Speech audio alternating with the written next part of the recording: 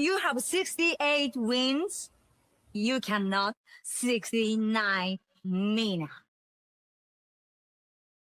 Hey everyone, it is the center of attention, Brittany Brooks, and you are watching Simply Reliable Studios. Come on over, Seth. I'm being see, earlier I said something stupid to him, and now this is my receipt. Okay. Sabu's just sabotaging you. Yeah. He sure did. Hijack. Yeah, he's taking over. Hijacking is a better word. You're right. Good luck. What up, everybody? This is the People's Babushka, and you are watching Simply Reliable Studios. Shout out to Simply Reliable Studios making their Symphony debut, sponsoring this match and the entire Dragon Kai demonstration. What's up, everybody? It is the hottest flame, the realest Hogan, the bionic baddie, Kiera Hogan, period, and you are watching Simply Reliable Studios. Say his name and he appears. I believe in Noah. I believe in Datula. The Meltzer of the multiverse. Who the fuck wants to compare themselves to another? How much of a mark do you have to be? You couldn't even pick a professional athlete. You went with a fucking journalist? Grow up, man. We just want to say thank you to Simply Reliable Studios for voting us as Tag Team of the Year. Of course. Because you know what they say, right? If you can't swim, you're bound to drown. Tonight, she is sponsored by Simply Reliable Studios from Orlando, Florida.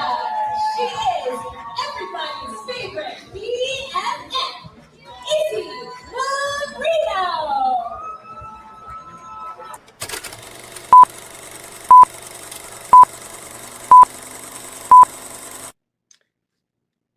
Heyo, this is Jack Caldwell. You are watching Simply Reliable Studios. Get it? Got it.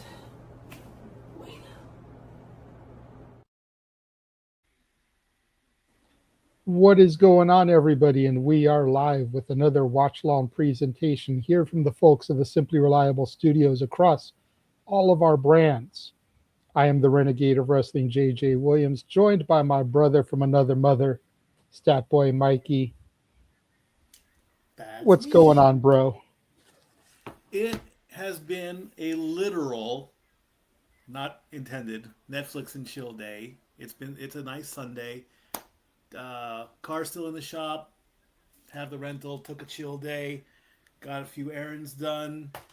Cleaned up the Casa de Stat Boy, the studio in here. Actually got in here and cleaned, which is something I rarely have not done since the Casa D18 days. But it's time to finish off this PLE with night 2 of SummerSlam 2026. Then we push on forward to the next one, and we've got some stuff to quickly talk about before the top of the hour, if I may. Go right ahead.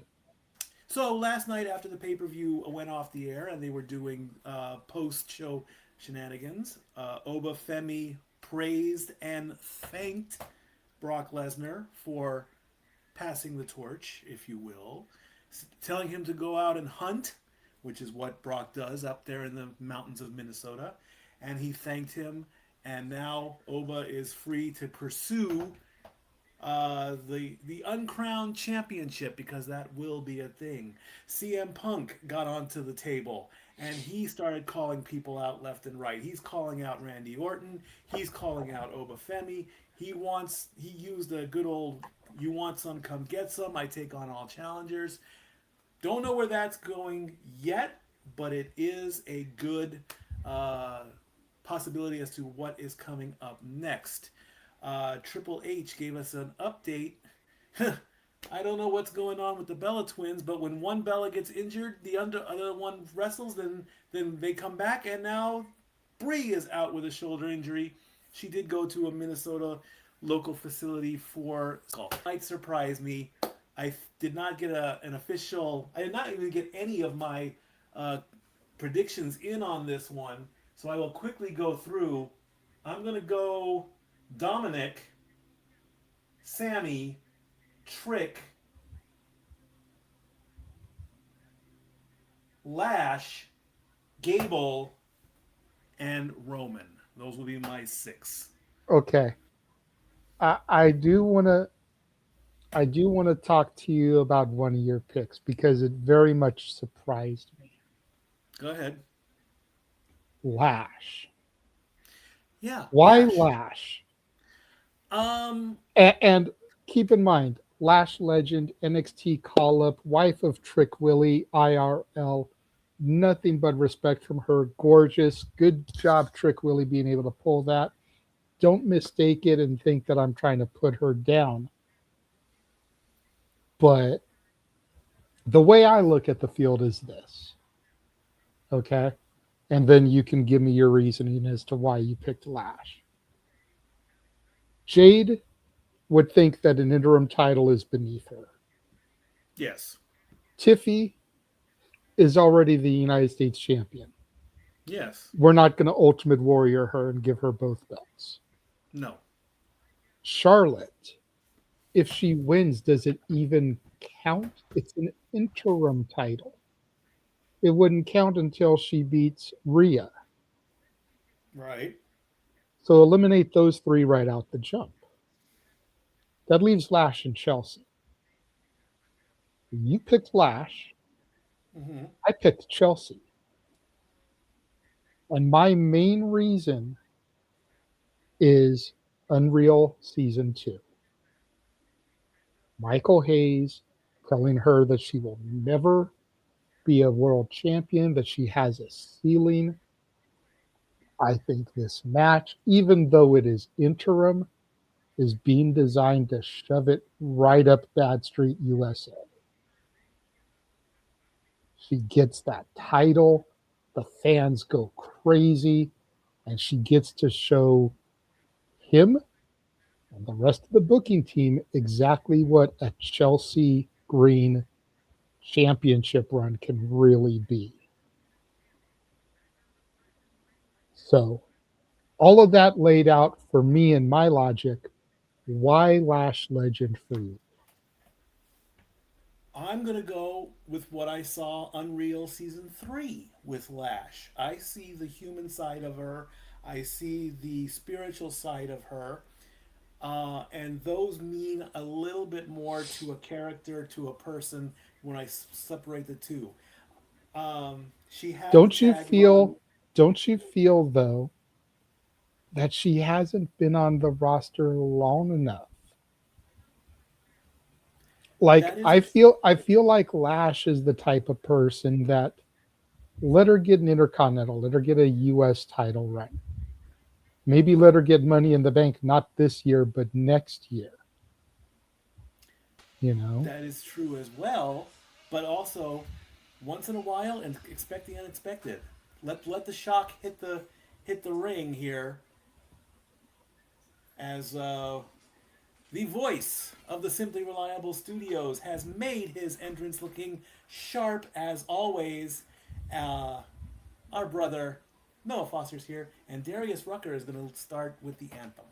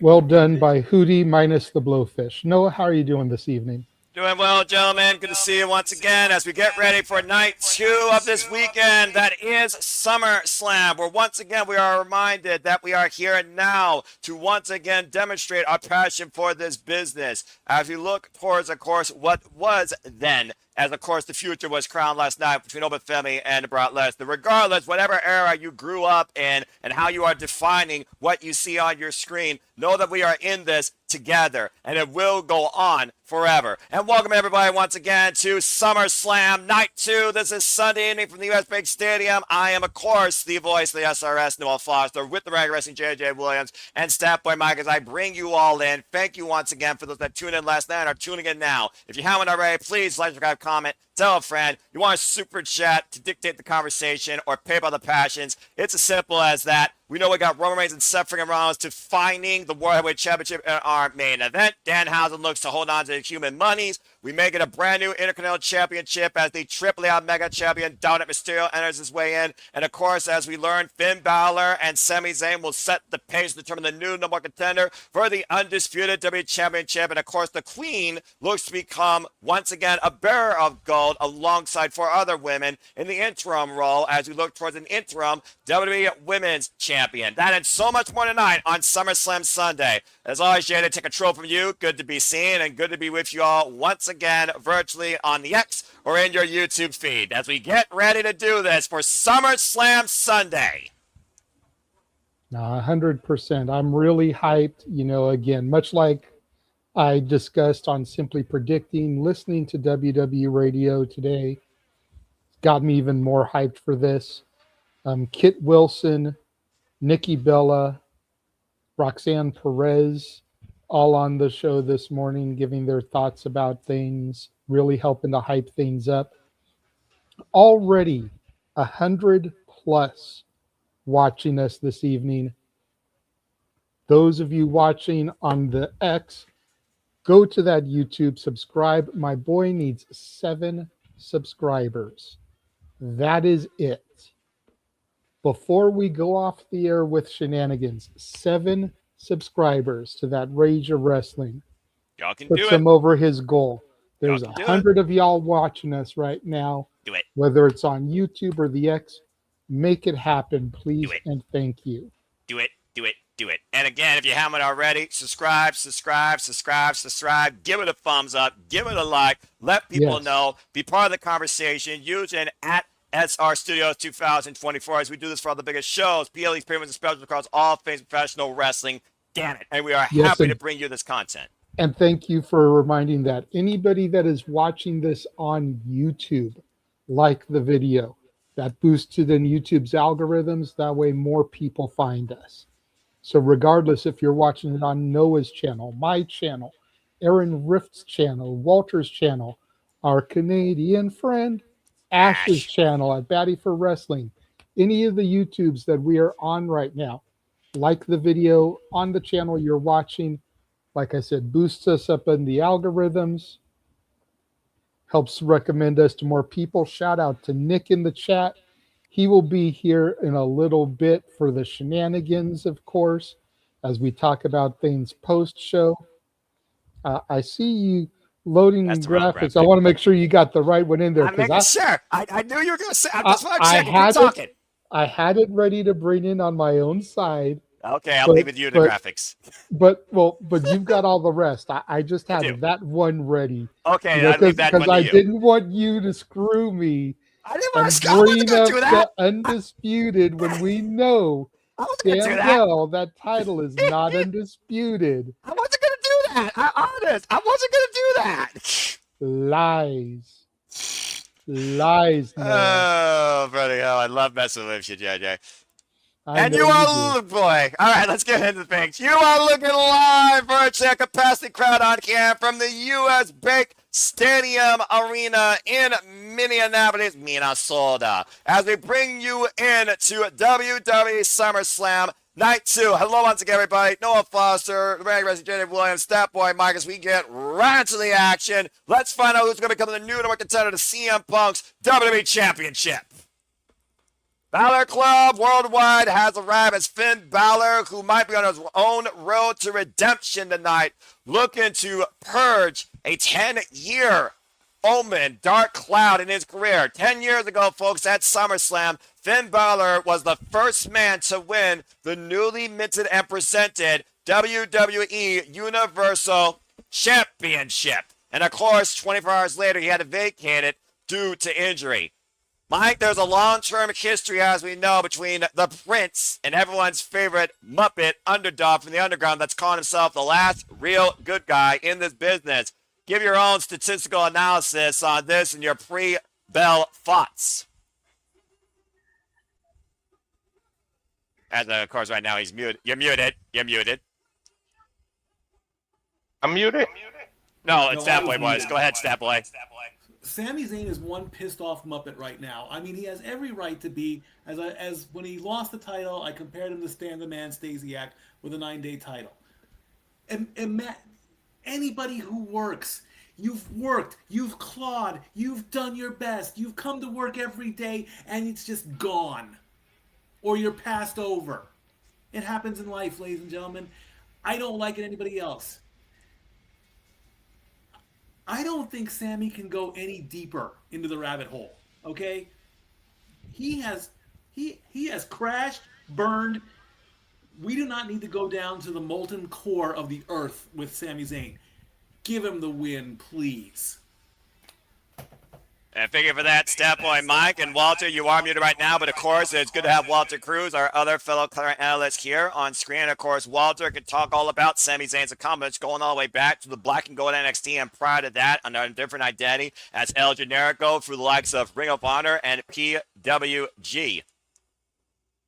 Now look at it this way, Mr. Meat Addicts. You got a better seat than probably most of the people in that building, as of course, this has an infinite level of equal capacity for viewing. And I thank everybody for tuning in. Shout out again to Bali Man, to Safet, to New York State of Mind BK, and Mr. Meekas, and all of you. And you haven't already, if you're on YouTube, subscribe. Find a day and subscribe. Rage of Wrestling. We're on a stretch goal tonight. 7 people remaining. Let's get him over the threshold. Again, that is Rage of Wrestling, defined by the founder. That's right below me, Mr. Reliable Walter Cruz, that works 24/7, 365, day and night, all the time, on 2 different jobs. And I'm sure Walter will lend his spots if he get through his call as we get ready for our opening match for the new #1 contender towards the WWE Championship, kicking off Sunday night. The fact that Sami Zayn believes in the conspiracy theory against him is not the first time we have heard such nonsense from this Muppet. Let's not forget, during the pandemic, when he was playing his best Fidel Castro, he thought the whole world was against him, and he got Logan Paul as his impulsive endorsement while he was reigning and defending WWE Intercontinental Champion. Similar roles, of course, for both of these men, both previous NXT champions, United States champions. They're going to champion with Nick Aldis. Well, hold on. What's Nick Aldis doing out here? Plus, Nick Aldis was reinstated by Paul Levesque as the general manager of SmackDown, by the way. Phenomenal performance last night. I'm very happy to know that. In an effort to call things down the middle and do what's best for business, I made this decision to add a participant to this matchup. What? What? Are you fucking kidding me? Out of the prediction, right? I was just going to say, starting the night off by throwing out the predictions for this one. As the Ling General Gunther, who beat the newly reinstated SmackDown General Manager, has been added to this match. It's a triple threat! As again, Paul Levesque says, do your job, stay away from Gunther. You got your moment, it's done. You sell it in the ring as both the GM and Gunther shake hands. The Ring General now has a chance once again to become the #1 contender for the WWE Championship. Well, this is certainly a development I wasn't expecting tonight. Gunther working double time. There's going to win this one. I think we can throw out. Oh, yeah. Let me go ahead and make the announcement right now. For those that don't know, we run a prediction league here in partnership with Cinema Predicting for No DQ. When a match changes under any circumstance, with an added participant or the original participant removed, the match is thrown out of predictions. This match is now null and void. What isn't null and void now is the fact that Gunther has another chance back after for the WWE Championship. Let's not forget last year at SummerSlam, Gunther came in as World Champion. Oh, wait a minute. Nick Oz ain't done yet.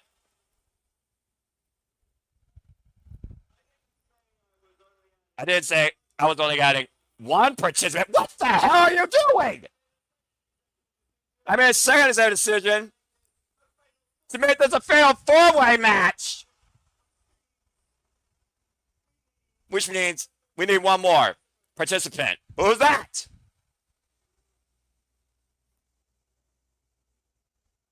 The hell? Oh my God! What? Holy shit! Kevin Owens! Kevin Owens is back! And Sami Zayn can't believe it! The very bane of Sami Zayn's NXT existence! And the very man that Finn Balor took the NXT Championship from! Kevin Owens! And that place has erupted! Holy hell! It's a big fight field tonight in Minnesota! Not gonna lie, I was expecting Obafemi. I'm about to say, I mean, of all the people, though, again, the connections, the stories, Kevin Owens, Finn Balor, Sami Zayn define an era in NXT. Sami Zayn and Kevin Owens define each other's careers going all the way back to PW fucking G as El Generico and Kevin Steen. The Ring General Gunther literally has shared wars with Sami Zayn and Finn Balor. This is crazy! And we haven't seen Kevin Owens since he's been out due to injury. Remember, he had to vacate his match at WrestleMania last year due to injury. We haven't seen this man in over freaking 16 months.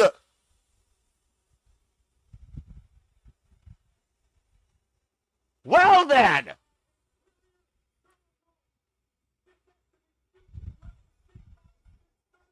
Fusion level C6 surgery. Thanks for the medical stat, Michael Cole.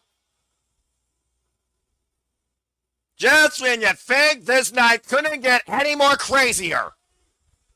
Or this match. I don't think Sami Zayn can believe it. I'm freaking shocked. Gunther, Owens, Zayn, Balor. Fatal four-way action. Well, anyway, someone update the banner. Producer, man, I'm going to... No, fuck it, I'll do it. Battle Reigns were underway, and immediately Kevin Owens is going to the Ring General Gunther and Finn Balor right now. Sami Zayn is in so much shock. He's right now staying away from the other three men who are fighting amongst each other here. Gunther the knee of the midsection, Irish whip. Sami Zayn right now can't believe he's looking at his form. Oh, man, his best friend in front of him. Cannonball and Finn Balor and Gunther out of existence. And so far, Kevin Owens right now showing no signs of ring rust, fatigue, or concern for his own well-being. Oh, boy.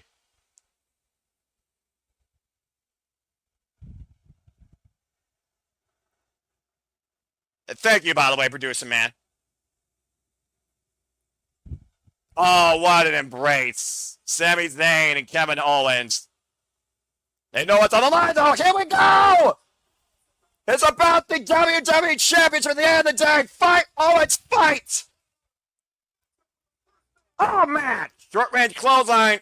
Running sets on again. Fatal four-way action, folks. First pinfall submission inside the ring is the new number one contender. There are no countouts and no disqualifications.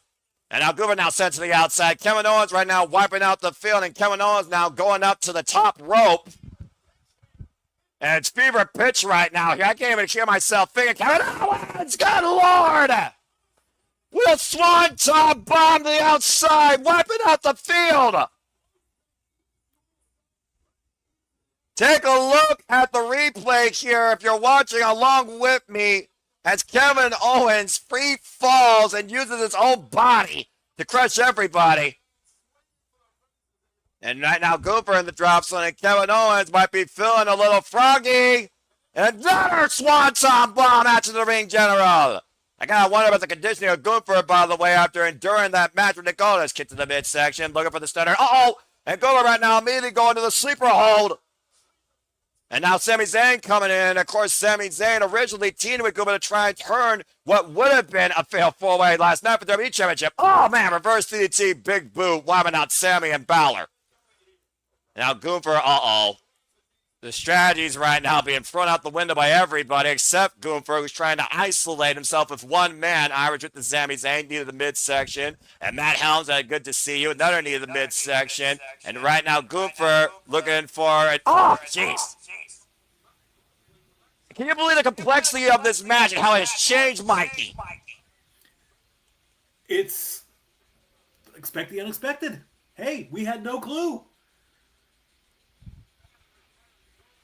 The man who retired Goldberg, who retired John Cena, who retired AJ Styles, and proverbially earned Nick Aldis's respect through combat. Continue.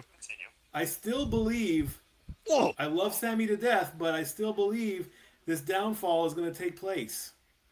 Well, the fact of the matter is he's going to be put out of the decision. And then Fowler drops the elbow counter. Kick out at 2 by Gunther. Much as we talk about again how Finn Balor's looking for a chance after 10 years of a haunted past. You could say the same thing for all three of these men in the chance they're trying to pursue for the championship in WWE. Absolutely. Well done. Balor, and a sling blade. And Finn now taking control of the match. Kevin Owens there to be seen. Finn Balor with the sling blade, excuse me. That's Finn blade. I made a new name for a move. Hey, I like it. It works. Shotgun drop kick to Sami into Gunther. And the Prince right now looking not to miss. Finn Balor, of course, notorious two-time NXT champion. Looking for that coup de grace. That Gunther able to get out of the way. And, God! Dropping Balor with the drop kick. Now hoisting Balor. Power bomb! High stack 2. And vintage Gunther into the full Boston Crab. Ooh, a good old Boston Crab. There's one we haven't seen in a while. Kevin Owens all back in the fray. There's always somebody you gotta wait for and you gotta watch out for, Mikey, in a fatal four-way. That's the urgency here that all four of these men gotta consider. You need eyes in the back of your head, hand, back, feet, everywhere. You need to keep looking at all times. All right, now Kevin Owens looking to put his boot for Gunther. Oh, man, and Gunther boots Kevin Owens back to Canada. Kevin answers no with an elbow. Well, you know, Minnesota and Canada share a border, so it's okay. That's fair. It's a subtle geography lesson. Thank you. I appreciate it. Oh. And right now, Finn Balor. I just don't know which province is right below Minnesota. I haven't learned that yet. Nick or Ash can tell you behind the chat, I'm sure. And right now, Finn Balor might be hooked by Kevin Owens. Oh, dear God. They go, man, Fisherman Buster! Woohoo! Zayn now taking Kevin Owens out of the equation. Got the original two men. Now Sami Zayn in the cover on the number 10. Kick out 2.5. Whew. And again, everyone here deserves to be rightfully called number one contender. Each their own champion in their own right. Two of these men previously held the WWE Championship. Oh, it's Manitoba. Okay, cool. Oh, well, there you go. Now it's Balor. We don't have a hockey team. Save that for the sports. Save that for the sports bar, Mikey. I love you, brother. Come on. Well, I was gonna try and do a wild reference, but I thought, nah, I don't want to get killed in the first match.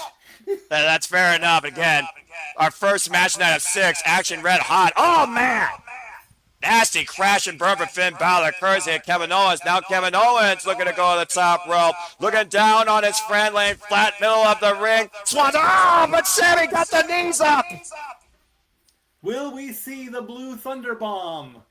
Well, I'm about to say, we got to watch out for Kevin Owens. Let's not forget the injury he's coming back from, Mike. He surgically repaired double fusion neck. Ouch. Sami right now realizes what's at stake here, and again, you only get these moments for a matter of seconds here. Setting up Kevin Owens for the Olympic game. Goofer with the sleeper hold! A sleeper by Goofer! He's got Sami down! And Balor now! Up to the top rope, coup de grace for Sami Zayn!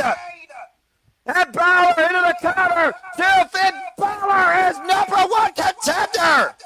Wait, no, he's not. Hold on, that was close. Oh, I thought, referee, you're right. I thought he had it. Hold on, let me look at the replay here. I thought he had it. Coup de grace to Sami Zayn, trapped in Gooper's sleeper hold. Every decision is final. I think the ref only did get a 2.5 to your point, Mikey. Incredible way to kick off SummerSlam. Apologies, folks. Zayn, Gunther, Balor, Kevin fucking Owens. Oh! Open punch right there by the ring general. Now trapping Finn Balor in the sleeper hold. Finn Balor with the reversal, shoulders down, forcing Gooper to break the hold. I'm so excited right now. Kevin Owens is back, makes me so happy. I love watching this man fight. Stunner by John Balor. Now looking for the sleeper on Gooper and a stunner to the ring general. Now Sami Zayn, stunner for everybody. Hold that thought. Sami Zayn come up. Thunderbomb cover 2. No! You do not win a match with a blue Thunderbomb. Shut the hell up, Mikey!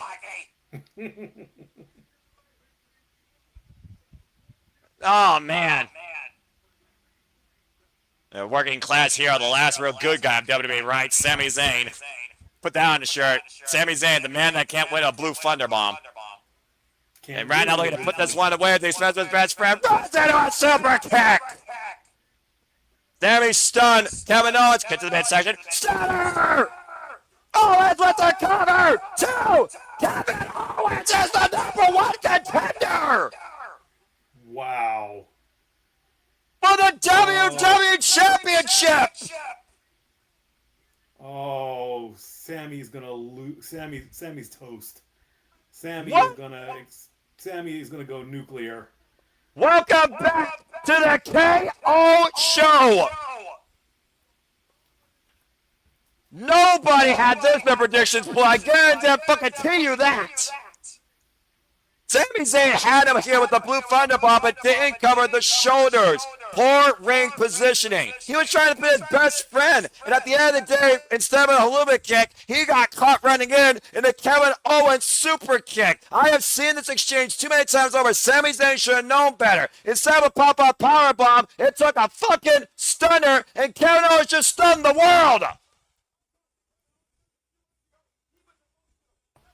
Big time. Kevin Owens at one point on multiple podcasts, Mikey, with Cody, and in interviews, wasn't sure we could ever do this again. We have seen people like Paige, like Adam Copeland, return from debilitating injury. Bryan Danielson, for that matter. Now, 18 months later, Kevin Owens is part of that conversation, and in his return, just became the #1 contender for the WWE Championship. Man.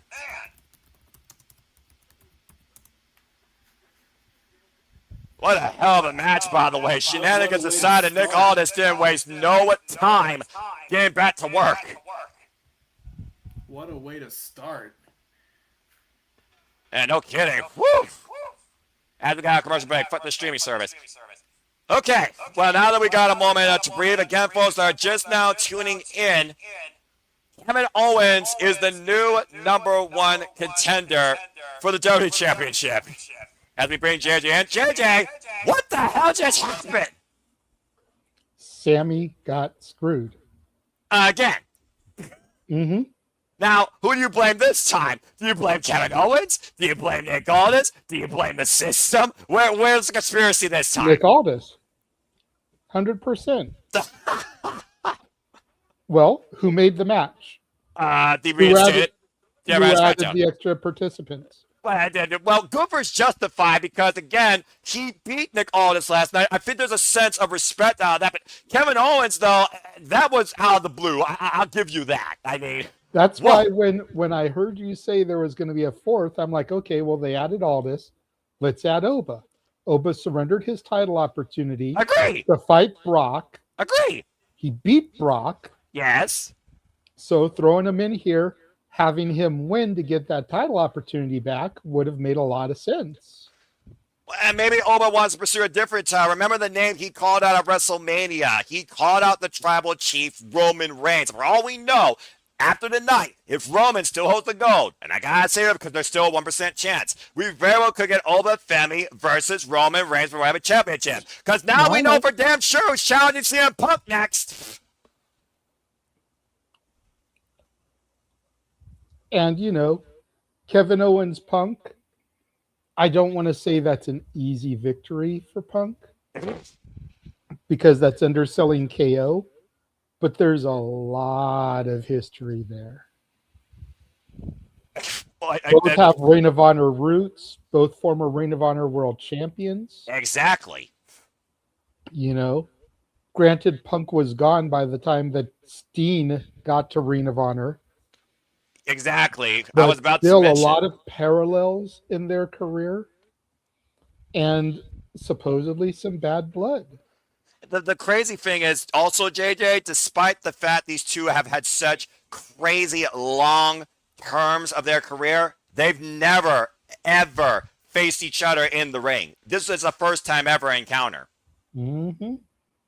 Well, and speaking of a first, there's a first time for you folks right there. Again, Kevin Owens is back after 18 months and is the new number one contender. Congratulations and welcome back to the KO show. Personally, I've missed that. Well, as we continue forward here again, let me acknowledge the holy shit. 230 plus of you that are tuning in. Thank you so much. If you haven't already, please like and subscribe, especially on YouTube right now. Subscribe. You got a 2-minute plus nonsensical break on this app. Subscribe. Give it a thumbs up. Tell a friend. Again, Noel Foster, Statboy Mike, Walter Cruz, and the Regular Wrestling JJ Williams. We bring you in to tonight's festivities for SummerSlam Sunday. Still 5 more matches on tap as we acknowledge the original Bala, original Big G1. And yeah, I'm stoked for this match. And boy, Seth, you aren't lying. And again, I hope everyone is enjoying the conversation. Shout out to Matthew also of Team NoDQ, and Matt again, if I didn't acknowledge you earlier. Good to see you. It's always good to see the people that are so dedicated, not just to the business, but to the outlet that we offer to bring you this level of passion. And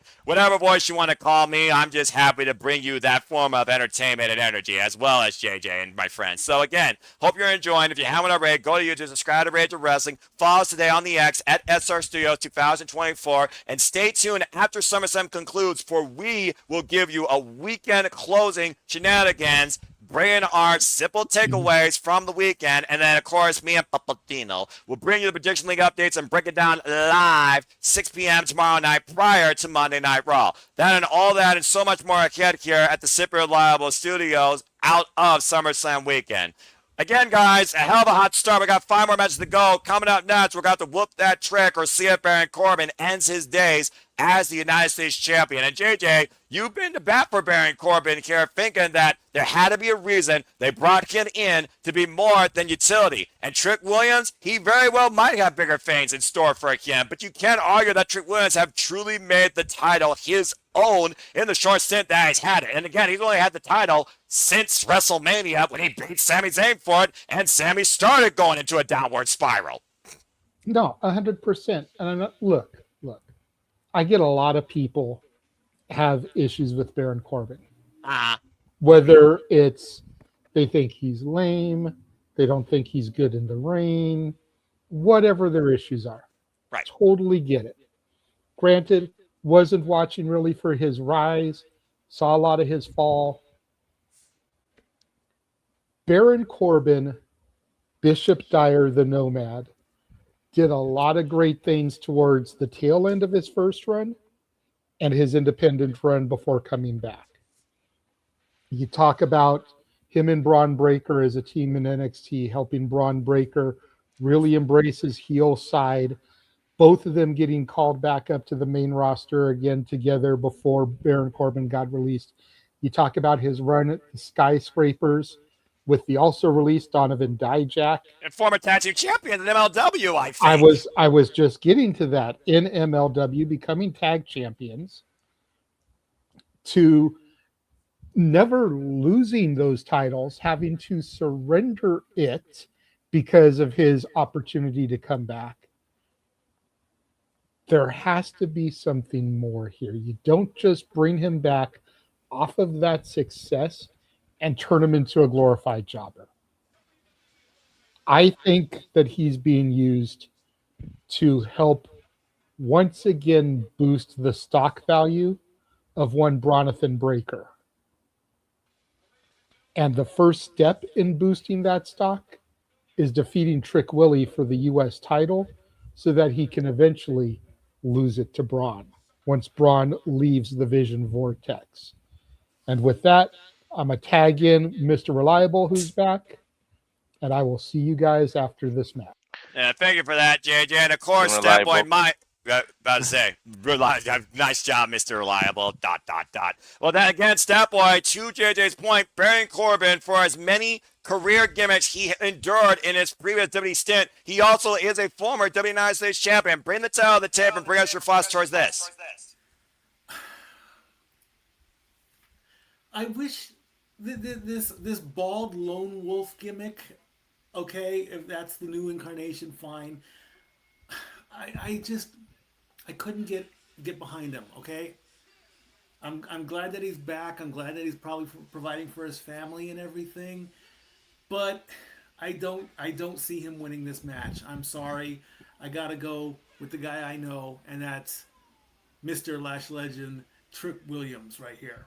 JJ, I see your hand. You got something to say real quick? Did you see his NXT run? Okay, his NXT run was okay, fine. No, I'm asking a question. Simple yes or no. Did you see his second NXT run? Yes or no? No. Did you see his run in MLW? I don't follow that. That's why you haven't got behind him. Okay, fair enough. This is why I love my brother so much. He just puts me in check every chance he gets. Well, again, that's what brothers do for life. And to JJ's point, Baron Corbin has been a brother to the likes of Braun Breaker and the now released Dominik Dijakovic.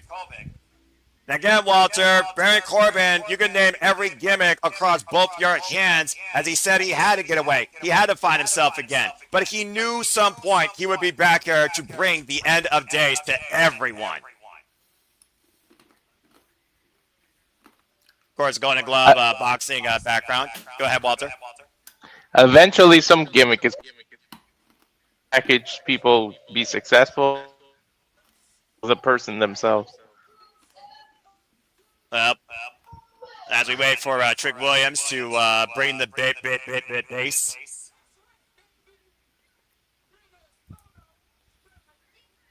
I don't think no one even gives a damn who Lil Yachty is. Especially in Minnesota. Dude, Yachty's voice is so annoying. I think David Beckham's voice. You still love me. I mean, David Beckham's voice has always been high pitched, as if you sucked on helium, but even he's more bearable. Ouch. I told you, Mikey, I'm real, man. I just keep it as real as it gets, and keeping it real, let's talk about it. Trick Willie right now is one of the hottest things that WWE has brought forward this year. Everybody whoops that Trick. Keeping it real? The only reason people give a shit about David Beckham is because he's married to a fucking Spice Girl. That's accurate. And soccer. Trick Williams, of course, is the reigning and defending United States champion. He has been United States champion, as I said earlier, since WrestleMania, since being Sami Zayn. Goes to 106th day, and this will be his third defense after beating Sami Zayn in a matchup at Backlash and Ricky Saints at Night of Champions. This guy oozes confidence every time he takes the stage. He should. It's amazing how much he has easily gone into this transformation of character development after asking John Cena one subtle question. When did you know your time was now? Ironically enough, was the same as the GOAT John Cena, the United States title.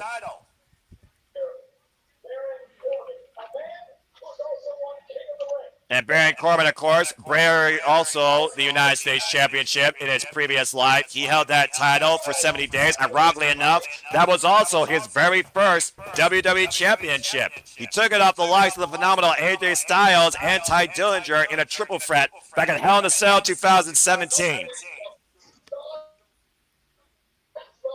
as you see that newly third-styled WWE United States Champion.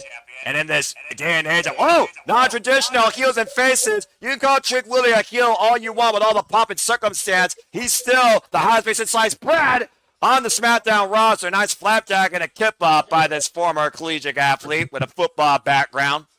He turned it on. He came out on fire. Well, considering that Baron Corbin just came in out of nowhere and instigated himself into the title picture, Trick Willie has not appreciated that. Many people thought at this point we'd be seeing Trick Mello Game take the stage. Instead, Carmelo Hayes got benched.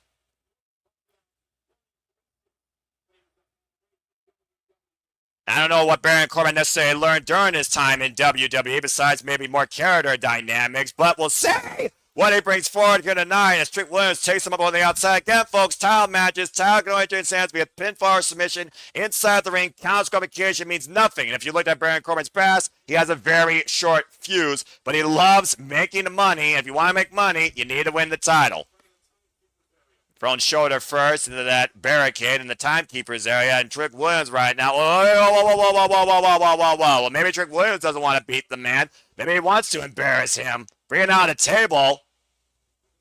This is unconventional by the United States champion.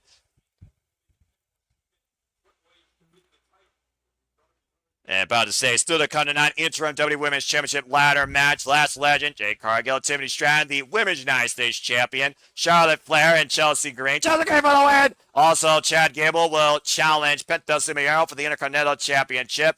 And we also have, of course, Danhausen versus Don Mysterio in a human monies on a pool match. And our main event, Roman Reigns defends the World Championship against Sami Zayn. And deep six on the floor.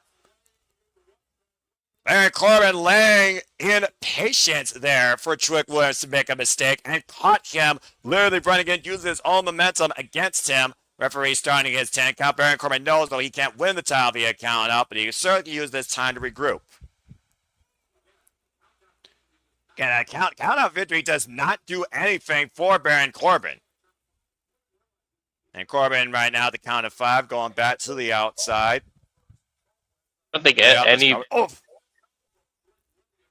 SummerSlam either. This is Trick's first, and then.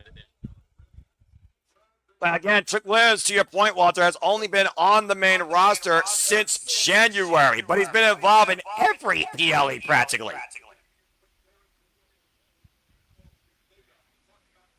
And of course, for those that don't know, Baron Corbin in a previous life, he used to be called the Lone Wolf, a man that was a silent killer in the black and gold NXT. Then, of course, he became a constable, he became rich, became sad, became miserable.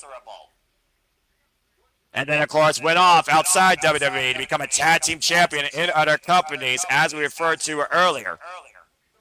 And now the big hands are dropping down. Broke Corbin. And ask the chat which gimmick they like best from Baron Corbin. Baron Corbin, former MLW World Tag Team Champion, alongside Dominik Dijakovic, as we said earlier, as the Skyscrapers, former RXV National Champion, and of course, former NXT Tag Team Champion, alongside Braun Breaker as the Wolf Dogs. Now look at the disgust right now on Baron Corbin's face here. Honestly, I don't think Baron Corbin looks that much different or acts that much different. This still feels more of the same thing, but at least it feels more of what he first used to be known for, and that was just being the daylights out of his opponent. He's a bit older, maybe even a bit more toned or muscular, maybe. Yeah, clothesline and clubbing down the back of the head and neck of Trick Williams, just wearing down the United States champion. All this pent-up frustration and animosity coming out of Baron Corbin. And who knows how long he's been stewing since he left WWE. And I was literally trying to tell himself I'm winning. And who the hell you think you are, Charlie Sheen? Then again, you might need air management. Good reference, Noah. That's right. Neither the ribs right now to the side of Trick Willie. Baron Corbin right now, just downright mean. Ain't nothing nice about this guy. Trick Williams are not just trying to fight back into this. And again, Trick Williams is not used to taking on somebody with this much aggression, at least not during his United States Championship stint. There you go, folks. Put your answer in the poll. And right now, just right in the eyes, the United States champion, take him down to the outside. Baron Corbin, 41 years of age, been involved in this game for 14 years. Came to us from a background in football and boxing. And although Yachty bucking up to the challenger. Poor choices. I'm about to say, oh man, this pie face little Yachty into the barricade. Damn it, Walter, you brilliant idiot. That wasn't Walter, that was me. Oh, well, JJ, you're also brilliant in your own way. But Producer also has plenty of time to do that stuff while you guys focus on the match. fair enough. And Yachty has plenty of time to literally go after Baron Corbin with a kendo stick. The last thing Baron Corbin wants to get is disqualification either on his own behalf or his opponent's behalf. Sidestep by Trick Williams. Back elbow strike. Trick Williams, of course, former NXT North American champion, NXT champion, jumping the net breaker, and former TNA World Champion.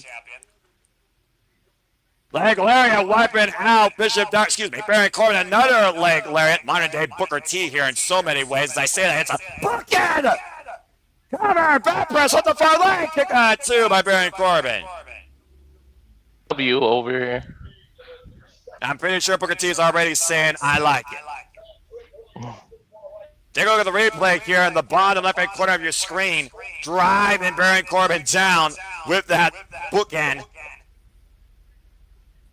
Oh, yeah, man. Damn it. I brought that into existence. Now Trick Williams now hoisting up Baron Corbin up in the fireman's carry. Now Corbin, though, again, that 6-foot-plus girth, breaking the eyes of the champion, finding a way out of it. Referee knows something screwy here can happen at any moment. Black gloves right now on the ref scan. And now Corbin. Oh, what the hell? Now there you go. Just hit Baron Corbin about the kendo stick. Down goes Corbin. Trick Williams in the cover again. Baron Corbin gets out at 2. What the hell? That was a Divine Driver of sorts, but that was just so awkwardly planned. Trick Williams bringing out a different type of trick tonight, and I guess what they're dubbing the trick stick by that trickster that ponies him up on the outside. The trick stick. Interesting. Sounds like something out of a Dr. Seuss novel. Now Trick Williams looking for that trick shot up and around, was looking for a deep six again, able to escape. Big boot, dropping the champion to a knee. And right now looking for Entity. Whoa! Able to escape and rolling through with the Cyclone belt. Cover! 2! Kick out at 2 by Baron Corbin. Whew. Smart move there by Trick Williams, catching Baron Corbin straight in the face with that Cyclone boot and immediately going to the cover. And now Trick Williams looking to get the shot needed to put Baron Corbin down and end his chances, at least for now, of being the United States champion. Looking to spoil this homecoming, and Baron Corbin rolls the apron. Smart move by the challenger. Oh! Stun gunning Trick Williams across the top rope. The referee checking on Trick Williams now, and what is Baron Corbin doing? Now Baron Corbin seasoned the United States Championship.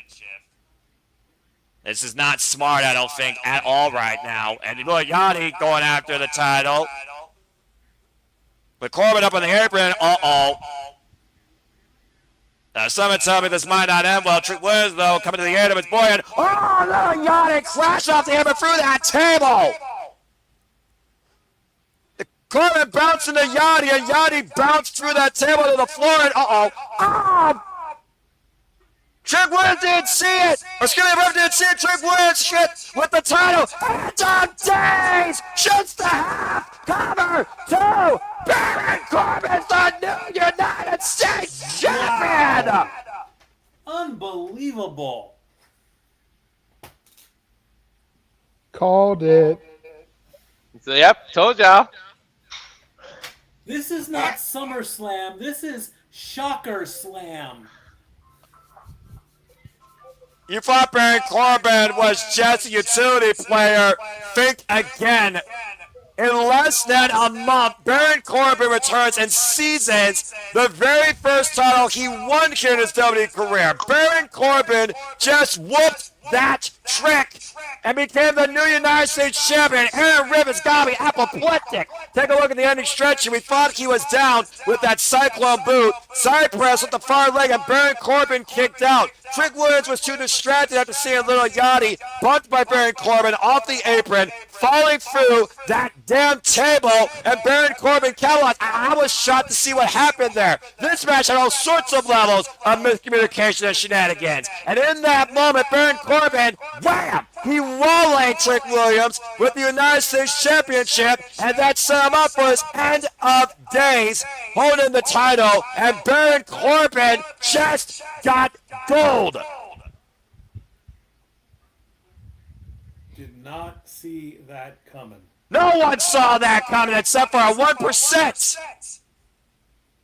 And who's part of that 1%? That was you.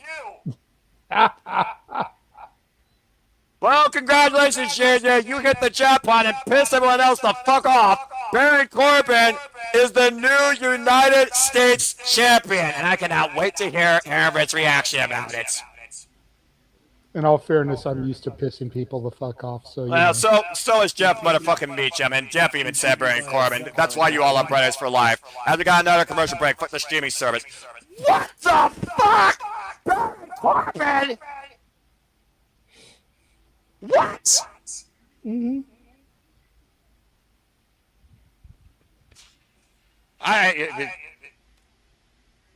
Okay. It serves to. It's not that big of a. JJ and I. You know, even in the broken communication, I still understood that. And again, it is what it is, I guess. I still just can't believe I just called that. That was one of the most messy United States Championship matches, by the way. That was a human car wreck. And speaking of human car wreck, for the opposite gender, coming up next, it's for the interim WWE Women's Championship. Doesn't go for the win! As we crown, of course, an interim position on behalf of Rhea Ripley's injury. After this commercial break, for the streaming service. You know what? With the developments we've seen, the returns, and the shocks so far in the first hour, nothing's going to surprise me tonight. I now believe that JJ's right on the Human Monies match, and I didn't think those words were going to come out of my mouth, but I pray to God that we're all correct in pledging ourselves to the hot mess season this title. We're going to freaking have a heart attack before the end of this night. No, please don't do that. No. Well, I'm not going to promise you anything. All right. I can't perform CPR from a state over. Well, you know, it's been nice knowing you. Aww. All right. Bloody fucking hell. Can I have your stereo? I say this with the utmost comedic intentions, Noah, because you know I love you and I don't want you to die. Of course. But if you're going to have a heart attack, make sure you do it on the air. Gotta draw money. If I fall out of my chair, if I fall out of my chair either in absolute disbelief or absolute excitement, you'll know why. All right. Let's go ahead and brief people up to speed on this match before we get into the human car wreck, shall we? Coming up next, folks, we have to crown a brand new... in the back of the head. Yeah, about to say it wouldn't be the first time, and it won't be the last. Coming up next, we have to crown a brand new interim WWE Women's Champion. The reason this match is happening is Rhea Ripley is out indefinitely due to injury. Instead of vacating the title, they believe it's only going to be temporary. So in the meantime, we need somebody to run SmackDown in that position. 5 women have that chance. All of them qualified. Charlotte Flair, the Queen. Chelsea Green. Tiffany Stratton, of course, the current Women's United States Champion. Jade Cargill. And again, I didn't get the updated graphics. Sorry, folks. But the 5th woman is Lash Legend. Now, of course, Chelsea Green has multiple times of ladder experience, but I'm not the one with the stats. Stat Boy, break it down. Bring us an outlook on this match and your thoughts, and then we'll go around the rest of the panel. Surprisingly and shockingly, I picked Lash Legend in this match to win. Chelsea is going to be the bump taker. Chelsea, I love Chelsea to death. Matt Cardona, you're a lucky guy to have such a beautiful woman. Shout out to you. She's going to do something crazy, and I hope to God she does not break her nose for the 9th time. As we said quickly in the opening, we went through everybody here, or JJ did. Tiffany, Jade, and Charlotte don't need the belt. So it leaves 50-50. He picked Chelsea. I picked Lash. Jay, go ahead and let no one know why you picked Chelsea. Please do. Well, no one knows because I talked about it on Simply Predicting, but for the 380 plus of you Holy watching hell. that didn't tune into Simply Predicting, which you can find in the archives of Rage of Wrestling, go make sure you subscribe. But at the end of the day, it comes down to, like Statboy said, Jade is going to feel like an interim championship is beneath her. She's not the real champion. She's the temporary champion. And there's nothing temporary about that bitch. Tiffy time, she's already the U.S. champion. We're not going to make her Ultimate Warrior. We're not going to give her Tiffy 2 belts. There's no sense in giving her a temporary title and making her vacate the U.S. title because she's the temporary world champion. It makes no sense. No. Charlotte, excuse me. This title wouldn't count. She's a 14-time champion, 16 if you count NXT, which they don't. So she's already tied her dad, theoretically. Exactly. But they don't count those two. This would not be number 15 because it's an interim title. Yes. It wouldn't count until she defeats Rhea. Yes. So, like Mikey said, that leaves Lash and Chelsea. Lash, I feel, is still too new to the roster. Maybe Miss Money in the Bank next year could be Lash. There's other people I think deserve the briefcase this year, which is why I come to Chelsea Green, the hot mess who we salute. In hot mess I trust. Unreal Season 2. Michael Hayes famously told her that she had a ceiling. She would never go past that ceiling. She would never be world champion. This is Chelsea's opportunity to shove it right up Bad Street, USA. That crowd is going to become unhinged if she wins. She's going to be able to show them how over she is, how much more over she will become as champion. And she and Rhea have history in NXT. So let them have this. Let Chelsea have this moment. I rest my case, Your Honor.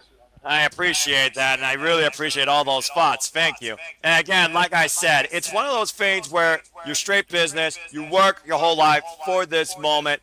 You want to prove everybody wrong. You want to deny the doubt that may be even within you.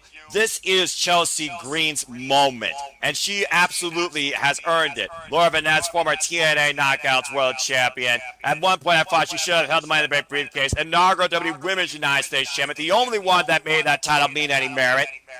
As, of course, we wait now for these 5 women to take center stage for the WWE Women's Interim Championship ladder match. And, of course, Charlotte Flair, she has already made bad blood with that bitch. And Lash Legend, she's already made a strong impression since being part of the main roster for a short stint of time. Former, of course, WWE Women's Tag Team Champion. In the meantime, it's Tiffy time. Let's go ahead and get right into the action.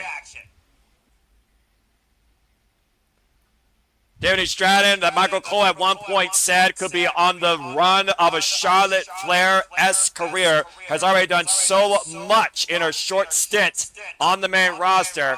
Already competing in her dream match against the Queen and defeating her last year at WrestleMania, while she was, of course, the WWE Women's Champion, and coming back from injury earlier this year at the Royal Rumble, making it to the Final 3 and was the Final 2 in this year's Elimination Chamber. Now seizing the WWE Women's United States Championship from Julia and looking to earn another first-time accomplishment. Wearing the colors of the NFL Minnesota Vikings, you almost wonder if that could be an omen maybe for that team. Well, I better not say that. I'll get killed. I'm about to say, you realize there's a fan near you, right? You better be careful. Oh, hi, Stat Girl.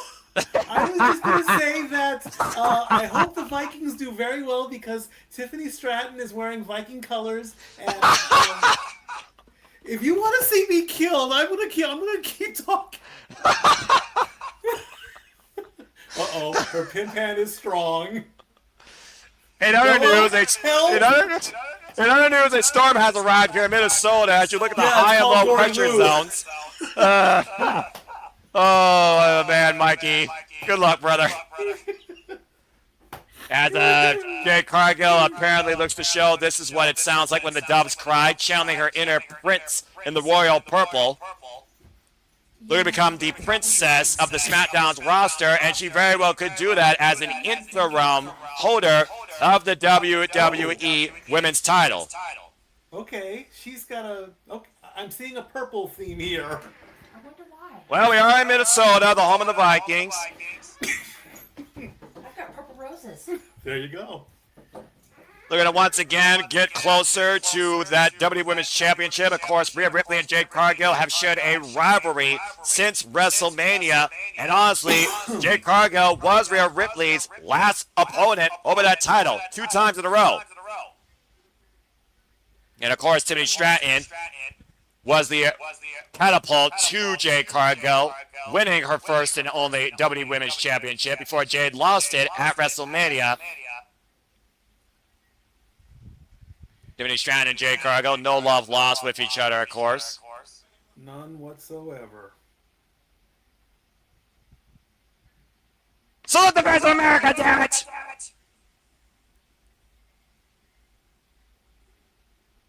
In our match we trust more than the public office. From Detroit, Florida, Chelsea Green, the inaugural WWE Women's United States Champion. I'd vote for her. She invited 8 girlfriends from Canada to see her make history, or should I say herstory, and I pray to God she does. And this will actually be Chelsea Green's 3rd ladder match. The last time, of course, we saw her in a ladder match was Money in the Bank in Canada in 2024, and Tiffany Stratton said kudos to her off the top of a ladder.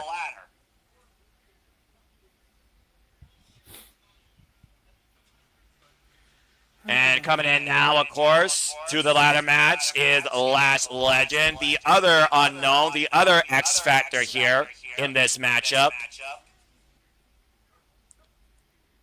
Her first SummerSlam, her first ladder match.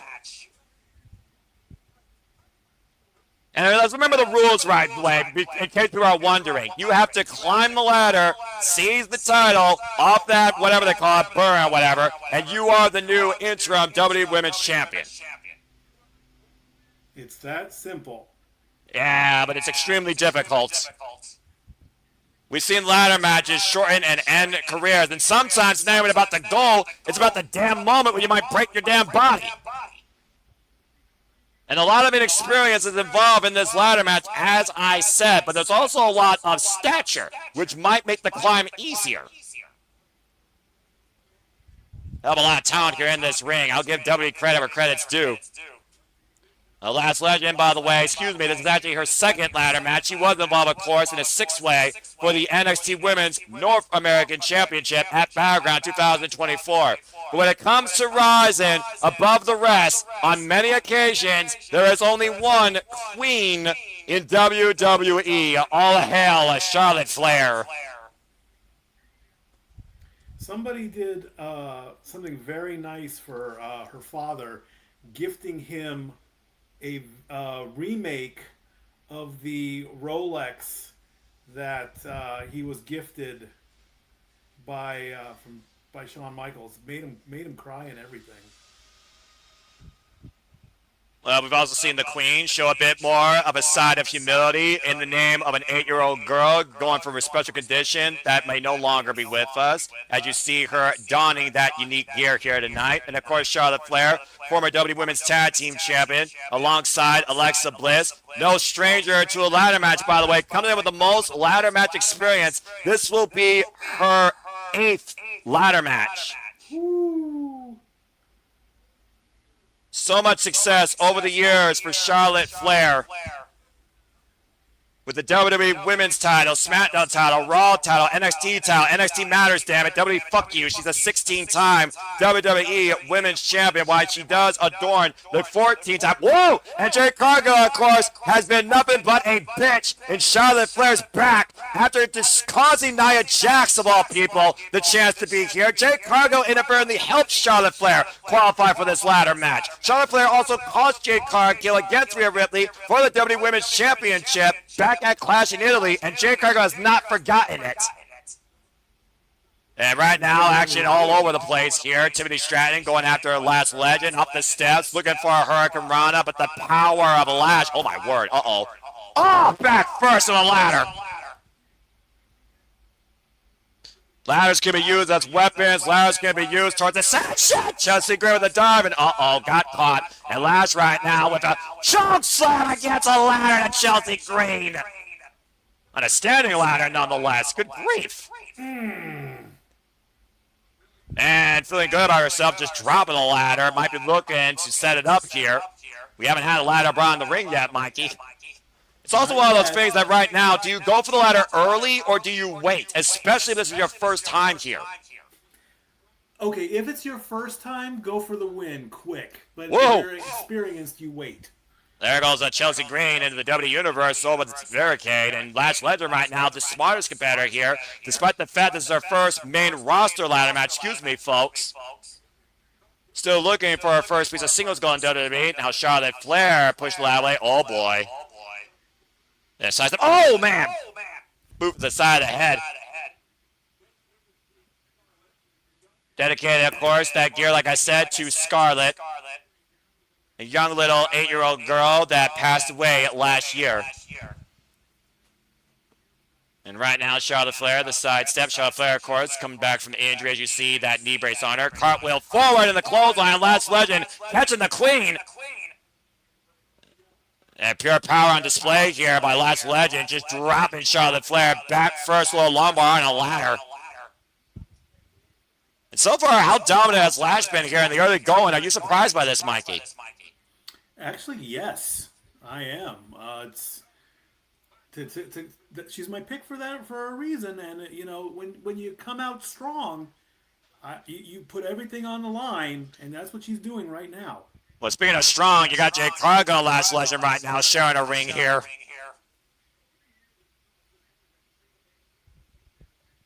And Tiffany Stratton and Chelsea Green bringing their own ladder into play. And we have 4 of the 5 participants here. Whoop. Chelsea Green and Tiffany ducking underneath the ladder. Super kicks.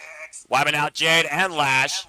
And, of course, Tiffany Stratton and Chelsea Green have been besties as of late, it feels like. And also have had their fair share of tag team fallout with Jade Cargill and the Team Move Baddies. Now both Chelsea and Tiffany with the double knees to the back of the head and neck of Jade and Lash. So salutes here. Whose time is it? Of course, Chelsea Green, Tiffany Stratton defined the Money in the Bank 2 years ago. And it seems to be a mutual respect with these two. Now Chelsea and Tiffany mounting Jade and Lash in opposite corners, teeing off against these two statuesque athletes. So far, a little bit of team effort coming back. Oh, man! And stereo pump kicks, snuffing out that rally. And we're back down to Lash and Jade. Jade Cargill with the weights like a big German suplex to Lash. Meanwhile, Charlotte Flair going up to the top rope. Don't usually see this from the Queen. High cross body wiping out Jade Cargill. Never celebrate too early when you're in the ring with Charlotte Flair. Charlotte Flair using the ladder to drive Jade to the outside of the ring. Apparently, Charlotte Flair right now might be looking to use the ladder as a tool of destruction. As we talk about again, the ladders could be used for so much. The only thing that limits you, Mikey, is your imagination. I'm starting to wonder how much more can you do with a ladder. I mean, We've seen the Bubba Dudley helicopter. We've seen the ladders be broken in half. Heaven forbid if someone decides to light a ladder on fire. Please don't put that out there in the ether. Okay. We're not in California. I think Minnesota has better laws on fire regulations. He just did Noah. Deal with it. Yeah, fair enough. And I got two voices in my head tonight. More voices than Randy Orton at one time. And right now, Lash Legend caught by Tiffany with a single knee cold breaker. And we know that Tiffany Stratton is nobody that's afraid of heights or taking it, of course, to higher extremes. And oh, hello. Charlotte and Tiffany with a history of their own. Again, like I said, it was 1 year ago at WrestleMania that Tiffy Time was able to upset the Queen on the greatest stage of them all. And Tiffany Stratton and Charlotte Flair have not forgotten about that one-on-one and only ever one-on-one encounter. Ooh, big high kick by Tiffany Stratton, of course, trained by Mr. Kenny. Went for the big boot, able to sidestep. Cazadora, Oh, face first into the suspended ladder. And Chelsea Green with a out drop kick, wiping out Charlotte Flair. And hoisting a flapjack to Charlotte Flair into the ladder by Tiffany. And now Chelsea Green with a great opportunity here. Go, Chelsea! They're going to run up the runs of this ladder. Mitches away. Got their fingertips on it. Oh, fuck that bitch. Jade Cargill coming into play. Shot to the spine. Am I a little bit biased in this match? The answer is yes. And now Jade got a hook. Oh, no. Oh, no. Chelsea Green may just get out of there. Chelsea got Jade in on the ladder. Wow. Move. And now it's Cargill's time. No one wants this time. As she climbs the ladder. And right now, Tiffany Stratton prevented the ascent on this one, thankfully. And Tiffany Stratton coming in from behind, driving Jade face for his ladder. Big elbow strike, though, by Jade. Of course, Jade and Tiffany defined the better part of the SmackDown Women's roster for the later half of last year. A vicious backstabber there to Jade Cargill by Tiffany Stratton. And now it's Tiffany time to rise once again to the occasion. Looking to achieve an Ultimate Warrior-esque moment. Charlotte Flair, though, stopping Tiffany Stratton on the ascent. Tiffany's going on somewhere. Fast. Everybody else always takes their time climbing. Yeah, I'm about to say, again, you cannot waste time in this matchup. Seconds are precious because you don't know when another person's going to come in with a fucking ladder to attack you or to upset you on the ascent, as Lash Legend now wields a ladder as a weapon. And right now, Tiffany Stratton, very smart here, trying to pin Lash Legend up in the corner against a ladder and driving her face for the rungs. Tiffany Stratton fired up here right now. And look at the strategy here by Tiffany Stratton, taking a very dangerous approach, standing on top of that suspended ladder, one bad foot away from disaster. This right here might spell the end of Tiffy Time. Tiffy Time might be stopped. Oh my gosh! And Tiffany Stratton attempting the Hurricane Run on Lash Legend. Lash Legend powerbombed her into the damn ladder. Take a look. Oy! No give there. Except for Tiffany's spine bouncing off that ladder. I'd be surprised to see Tiffany come back into here. Big boot by Charlotte Flair, driving Lash Legend to the ladder. Of course, this is Tiffany Stratton's third ladder match in her WWE career. And now Charlotte Flair making the climb, inches away from seizing the title tonight. No one's there to stop her. Charlotte Flair's got it. Charlotte Flair's got it. All she's got to do is take off. Uh-oh. And Jade Cargill just took the ladder from underneath the Queen. And right now, surgically repaired knee. And Jade Cargill, to your point, Walter, might pull down Charlotte Flair. Able to catch her, actually. And now double teaming Charlotte Flair. And Jade Cargill throwing Charlotte into the ladder. Oh, man, what a big move nice by way Lash. to make sure you don't land on that knee the way they caught. Again, we got a huge opportunity here for our first time ever with the likes of Lash Legend or Chelsea Green as the interim WWE Women's Championship hangs in the balance. I almost wonder, does Rhea Ripley have a favorite here? Charlotte Flair gave her the match that made her a star. Lash Legend is a newcomer with all the potential in the world. And of course, Chelsea Green, she made her own world on her own and has never gotten this chance. And Tiffany Stratton, while one came as a ballerina and gymnastics background, the other one came as a rugby player. Tiffany Stratton and Rhea Ripley share a mutual respect for one another, but have never faced each other one-on-one in the ring. Now Tiffany Stratton fingertips away and Lash Legend, preventing Tiffany from seizing the title, pulling her down off the ladder. I don't know how Tiffany is still in this. Following what happened earlier. And once again, hoisted up. And able to hurricane around a Lash face first into the ladder. Using that athleticism to her advantage and those wrestling disciplines brought down to her by one Ken Anderson. All we're about to see a homecoming moment for Tiffany Stratton as she's inches away from season. Chelsea Green! You're not. Chelsea Green! Again, that's her friend and Chelsea Green saying tune up to Tiffany! Who falls on the field off the ladder in a swan-top bomb, and Chelsea Green. Come on, Chelsea! Herself. There's no one else there. Climb the fucking ladder, Chelsea! Hey! The unthinkable might happen. Chelsea Green, bring the ladder to center. No one is there. Everyone is out. Chelsea Green on the ascent. Chelsea Green, the hot match, about to become the face of SmackDown. Chelsea Green got the title. Fucking hell, Big Fat and Mitchum go back to catering. These two Timu baddies, fucking stooges from catering, stopping Chelsea Green. And of course it's legal, there's no disqualifications, damn it! You fucking THQ ripoffs from Saints Row! Of course. Oh my god. Listen to how she was in the ring all herself. And of course Jade Cargill had to have a game plan. And Chelsea Green right now suspended by her feet here. And Mitchum and BFAB setting up two ladders for Jade Cargill. Now Cargill right now on the move, but Charlotte Flair back in the ring, big boot to BFAB, and right now trying to take Mitchum out of play. And Charlotte Flair taking Mitchum over the outside, rip Jade off the ladder, Charlotte, damn it, no one wants to see this!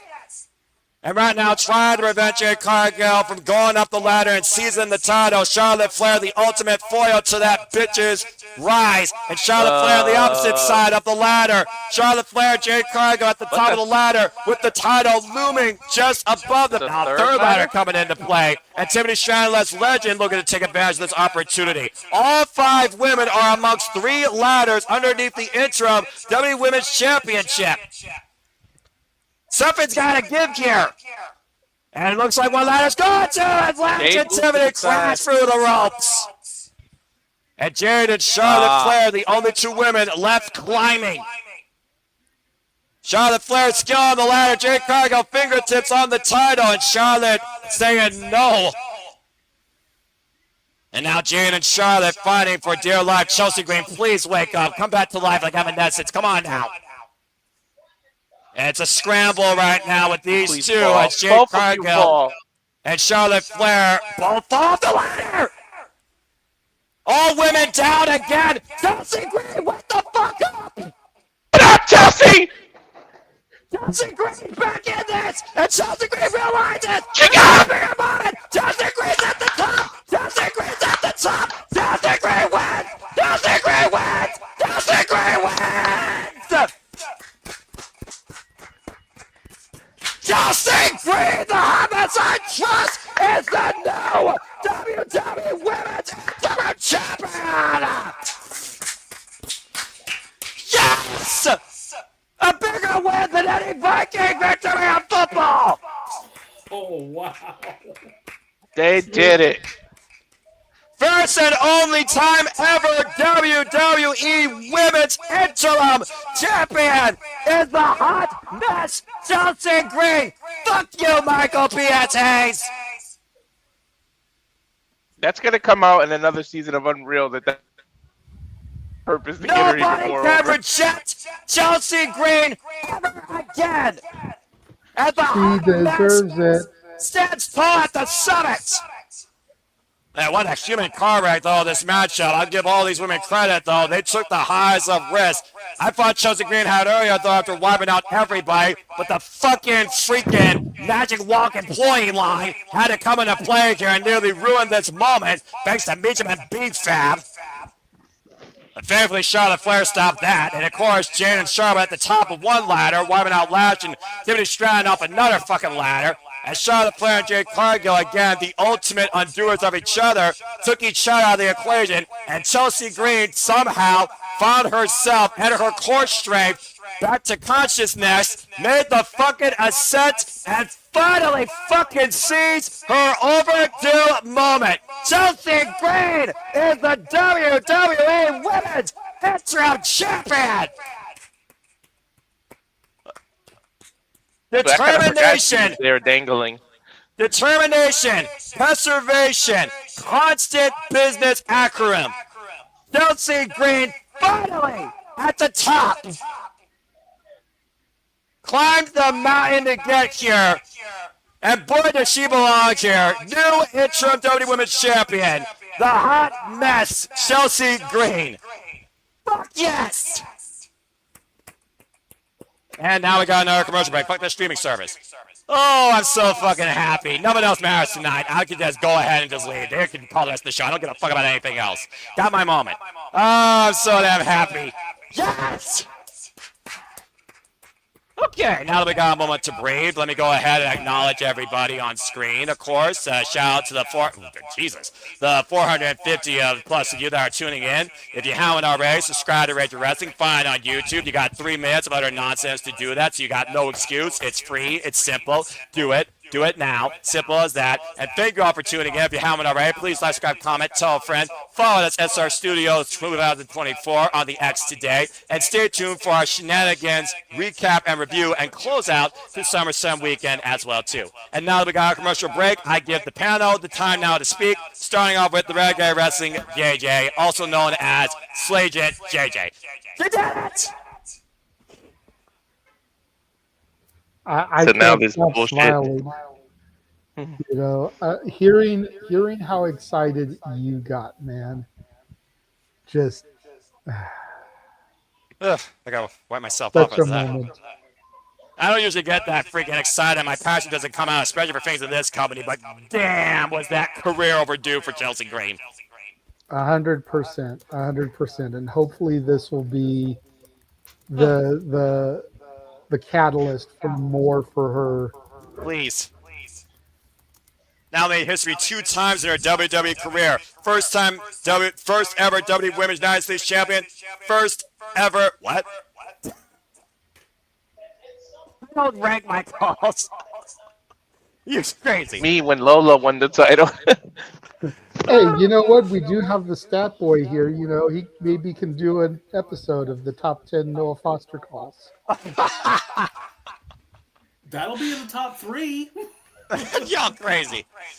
Oh my gosh. Did I get a little bit excited? The answer is yes. Okay, anyway, continue, JJ, as you were saying. No, I made my points. Okay. I'm So- just. Okay. I'm emotional over here. Like I can't I wait am for the too. clip to get uploaded so I can see it. I think I broke my freaking headset at one point on my vocal cords. Anyway, thank you, JJ. Slagent W, Walter, speak about the moment. Speak your thoughts about that match. Even if you're delayed, I don't give a fuck.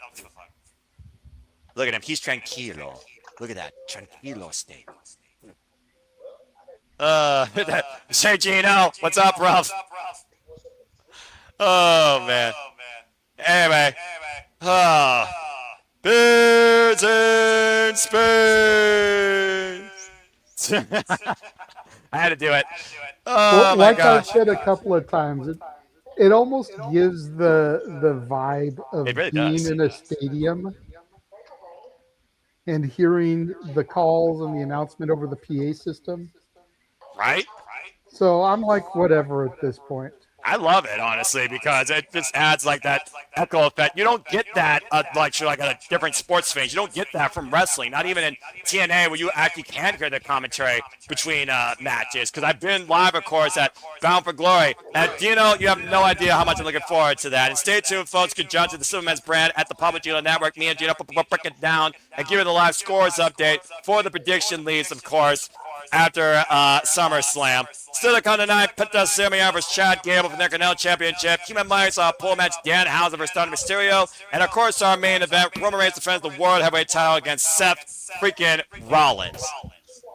Okay, I gotta freaking cool off. I am sweating through my blazer. I'm not taking off this blazer right now because I'm not gonna see my shirt. I'll call the next match. I was going to say, Mikey offered to call Human Monies on a poll if you want to take a moment, get you some Gatorade, take a deep breath, because after that, I'm sure Human Money's on a poll. You're like, you know what? That's fair. I mean, you know what? You enjoy the only thing is that I don't have a screen to watch it, so I can't do color. And Walter just dipped. Yeah, well, again, he's not in his usual spot in technical difficulties, so it's all good. Honestly, I might just be like the analyst to the play-by-play for that. Again, I'm committed for everyone here at the Simple Album Studios that tune into us as a conduit of unrivaled, unscripted, raw, realistic, aggressive passion for their entertainment. If they want me on there and y'all want me here, I'm going to continue to do what I'm obligated to do on behalf of my friends, because it's not about me, it's about professional wrestling. To everyone their own, and Danhausen is everyone's own form of entertainment, whether you like it or not. But Stat Boy, as we do talk about that match, which, what a cool down, that kind of makes sense to be next year.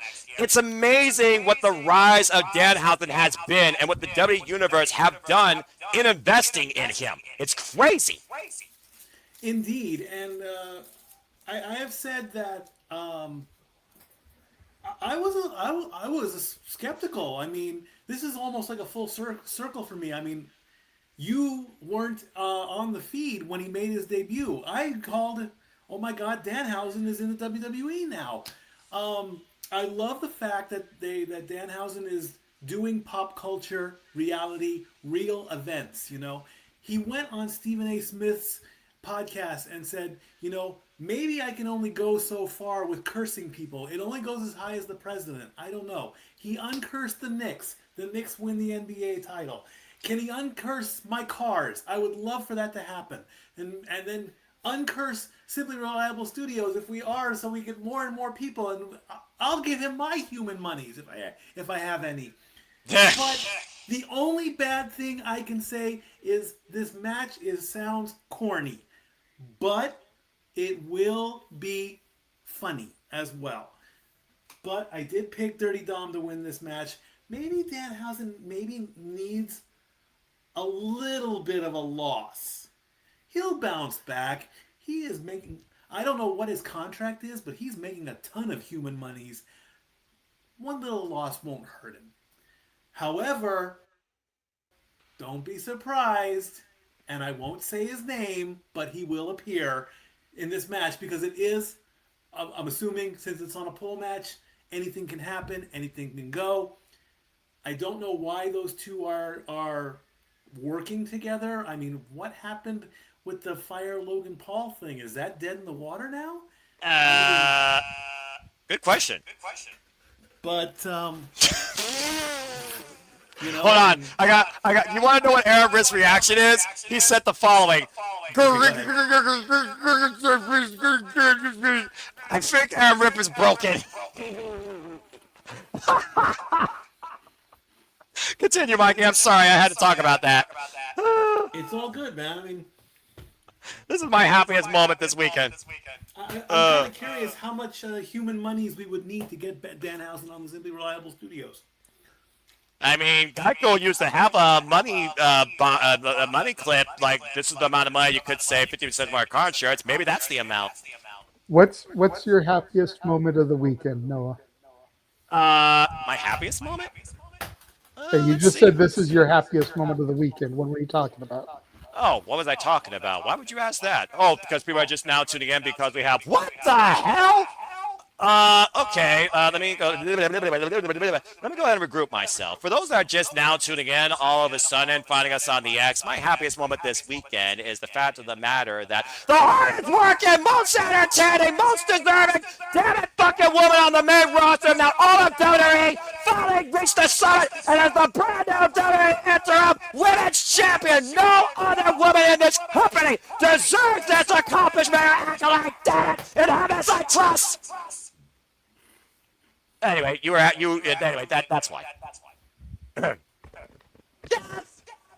Okay, but that being said, now we go to something that's absolutely cursed in Danhausen versus Dominik Mysterio. Human Monies on a pool match. Thank you for that, JJ, as we get ready for this. And again, Mikey, you gotta consider this. Danhausen is a merch mover.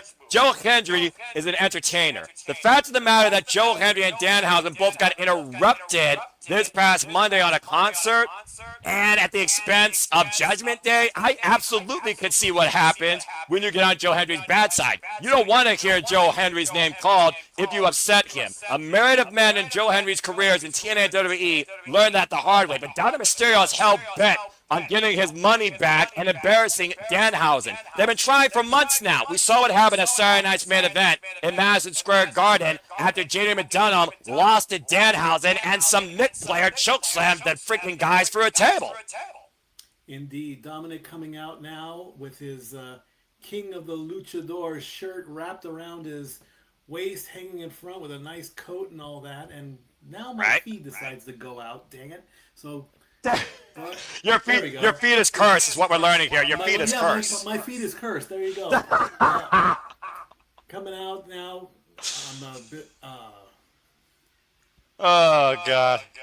I'm okay. Very odd that he's coming out by himself, but that does not mean that the shenanigans will kick up soon as he flexes for the crowd. Coming in, looking up, where is the money? Is the money already on the pole? We got something? There's the pole. There's the money bag. It's a simple little money bag with a big dollar sign on it. As he goes up to the corner, looks over the crowd.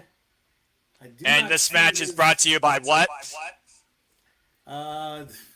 Don't know yet. It hasn't popped up on mine yet. Let me know. Should get a little advertising logo for something. Brought to you by blah blah blah.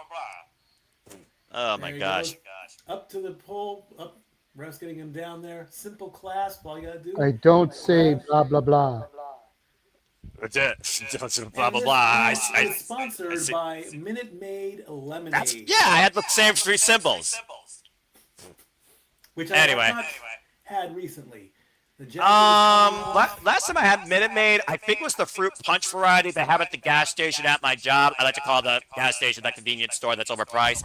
But I can't tell the last time I drank that, but that was the last Minute Maid beverage. I can do words that I did drink once upon a time when I was a wee lad after Fruitopia was no longer available. The lights are down. The drone is coming in. Oh my gosh. You are cursed as the Hausen Mobile is coming out, and there is Danhausen. Yes, this is Danhausen. Very nice, very evil. Danhausen, of course, with his own blimp, his own car, his own truck. That was a very good impression. Well said. I try sometimes. You gotta get into the people I mean again. Danhausen I've known for a long time, so I'm gonna bring up honor. So I'm in AEW. Hell, I saw Danhausen debut in AEW when he helped Orange Cassidy against Adam Cole in a Lights Out match. And all he did was come out from underneath the ring and just did his thing, but like, curse! If we meet him, you're gonna impersonate him. I don't think I need to meet Danhausen. Gives the cake to a young fan at ringside. Oh, look at that. That Danhausen given back to the WWE Universe that have endorsed him as the next great entertainer. And there you see the money's on a pole. I wonder if Vince Russo did secretly book this, by the way. Like, seriously. When was the last time we had something on a pole in WWE? A very long time ago, thank goodness. I don't even know, and I don't even want to look it up. The outer cape is coming off. The tattoos are exposed. All right, here we go. We're in sync. The chain is out. Points to the bag. Are you ready? Are you ready? Fists up. Oh my God! I lost my damn. Dom jumps the gun and is gonna go for the pole right away. Why wouldn't you? Down. Well, again, Mikey, think about this. The longer you're in the ring with Danhausen, the longer it favors him because you never know what Danhausen's going to bring forward to you or who he's going to bring forward to you. And a big drop kick and dial it up. Dial it up. No. I don't know what the area code is in Minnesota. Whoop. Yeah, call disconnected. Doo-doo-doo. Hey, you're doing pretty good right here. This is definitely your match. Nice takeover suplex, though. But I got to put this out here, though, Mikey. I think most people don't realize how accomplished a wrestler, how capable Danhausen is in the ring. And I think it also goes to that polarizing outlook that people have against Danhausen. He's much more than just a corny gimmick. He actually is a capable player. I am actually seeing that now. I still wish I could have seen a little bit more with that with Jade Cargill. Well, you know, some people take longer to develop than others. Mm-hmm. And take a look at the replay here. Good grief. Dominik Mysterio just cleaning Danhausen's clock. Stomping him in the corner, going up. It's up to the second rope, grabs the pole. Oh, why did he grab the money? Be done with this already. It doesn't even look like it's out of reach. It's not high enough. That's not. You could like dunk that and still get the money. Well, the fact of the matter is that literally Dominik Mysterio, who's taller than his father, if he wastes his time with Danhausen, it gives Danhausen a better opportunity. I will give Dominik Mysterio credit, though. For right now, he's actually going at this alone. I don't expect that to continue, though. Indeed he is, and now we get the third amigo. No, reverse. No, you don't. Oh. And now there's an opportunity for either man to capitalize here. How much money is this money really worth, though, to Dominik Mysterio? Why not just leave the money behind? Have you ever thought about if a business deal doesn't work out for you, you don't try and sue the man, you just try and make up even more on a later investment? Like, is this really worth it? I hate that. I don't like it when people compare money of the past to money of the present and money of the future. Uh-oh, we got shenanigans. Jade. I knew this was going to happen. JD did not forget that Nick, who freaking had a slam dunk on him through that damn table in Madison Square Garden. Got embarrassed by Danhausen just 2 weeks ago. Nice moonsault by the former Cruiserweight champion. I'm sorry, but $20 is $20 is $20 any way you spend it. Hello, what the hell? They're fucking gremlins, and it's not even midnight. Oh, the poor little Danhausens. These mini-Hausens aren't paid even enough as the minions are in the freaking Despicable Me series. Oh! Ooh, what a champ. Took that one. Oh, come on, little guy. Oh, no, not that. Oh. You know, I'm not one to encourage little guy punishment, but here I actually approve it. Well, in Pigeon Forge, we have micro wrestling, so. It wouldn't surprise me if there are some of these talents from your promotion. What the hell? Nice takedown by Danhausen, number 4, and a short-range drop kick. What the hell? The little Hausen springing off the second rope with a flying headbutt. Impressive. Is this guy from AAA? Maybe. And up and around. Oh my gosh. What the? Well, always bet on the little guy. No, you always bet on the little guy. What the fuck is this? Bizarre. Well, we did get freaking Baron Corbin with the United States title, so honestly, should I be surprised by anything? What the heck? Are the little guys going to grab the money? Or just a mini tower of houses? I mean, Dominik Mysterio is preventing that from happening. Like, seriously, why do you need the mini houses to go up? You could just climb the ropes. Well, this is beyond ridiculous. Ooh, I better watch what I say on that one. Yeah, you know what? I'm just going to leave that laying. Like Dominik Mysterio's laying the boots inside mini house number 2. Each one of these mini houses needs a number on them. I need to know which freak I'm dealing with. But not quite. One just took him over. Freaking fans are worse than boils on your ass. You pop one, another one pops him out of nowhere. Ooh, and he bumped his head on the barricade, too. And freaking mini house number 4, though, somehow still staggering to his feet. And Danhausen is going to belly crawl all the way to the other corner. Oh, for love of Pete. I should have said. Trying to claim the money. And Danhausen, oh! And the giant bobblehead level-sized headbutt by Jade McDonough. About to say, when you're fueled by this much anger versus you're fueled by getting a return on your investment, freaking Mikey, I'm just saying. It's a good investment in that. Oh, poor little guy. Oh. I mean, I invested my emotions in the ladder match, and I broke Aaron Riff in the process. So, you know, sometimes investing in the unknown actually does work. I'm actually looking for an investor, by the way. Ah! Hello! Who said his name? Say his name! Who said it? I didn't. I didn't say his name! Well, he's coming down, and he's got an equalizer with him. Where the hell you get that from, Elijah? A kid from the midsection. Oh! Oh, what a shattered guitar. Well, I mean, you know, turnabout's fair play, I guess. And now Joe Hendry. First time I hear Joe Hendry's music since. Man, he appears. I believe in Joe Hendry. Say it. Yep. Damn it. You play it twice. They're about to say, and I said, freaking, I walked right into that trope. The Danhausen now trying to stop Dominik Mysterio. That image is cursed in its own right. Oh, and I'm partially jealous of you because Joe Hendry believes in you. I don't know why he believes in me. A lot of people believe in you, but we'll talk about that later. That's weird, Okay, all right? he's right there. Grab the money. That's it. Just grab the money. Don't do anything else. Wait, you are cursed. Oh, what the hell? He cursed him just as he grabbed the money. What's a pyrotechnic? Who put that in the damn ring post? We haven't seen none of that tonight. And just like that, it's over. Bloody hell!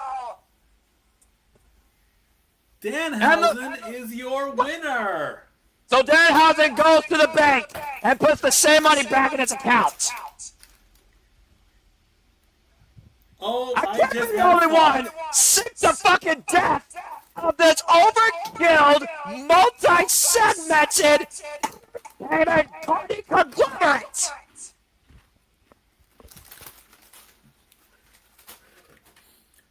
Oh my gosh! You should get Joe Hendry half the money. Hold on. I just had the ultimate possible prediction just come into my head. Oh no! Human Money in the Bank.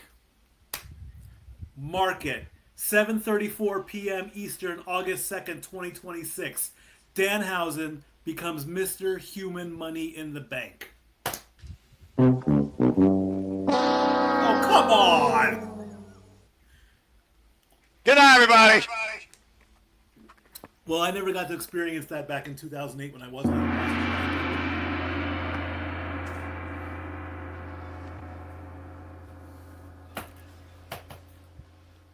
It makes sense. Oh my God, he's gone. Noah Foster, say his name and reappear. I can't believe I deal with this. Oh, my head. I went from a freaking mild heart attack of passion to a freaking agonizing need for ibuprofen. And is he gonna pass out the money? Oh my God, he's passing out the money. I guarantee you that money still isn't even worth 10% of those tickets. Oh, there's got to be a couple hundreds in there. No, wait, it's not real. Of course it's not. It's Danhausen money. It's Danhausen money. It's not. $10,000 have less credit than Doge and Bitcoin and NFTs. Are you fucking kidding me?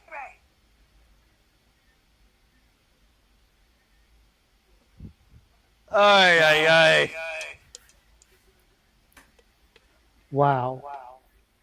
I'm not going to be able to unsee that. While Noah takes a couple of Tylenol and refreshes his drink and everything, let's go ahead and show everybody all the wrestling that we cover here across the Simply Reliable studios. And now for a taste of things to come.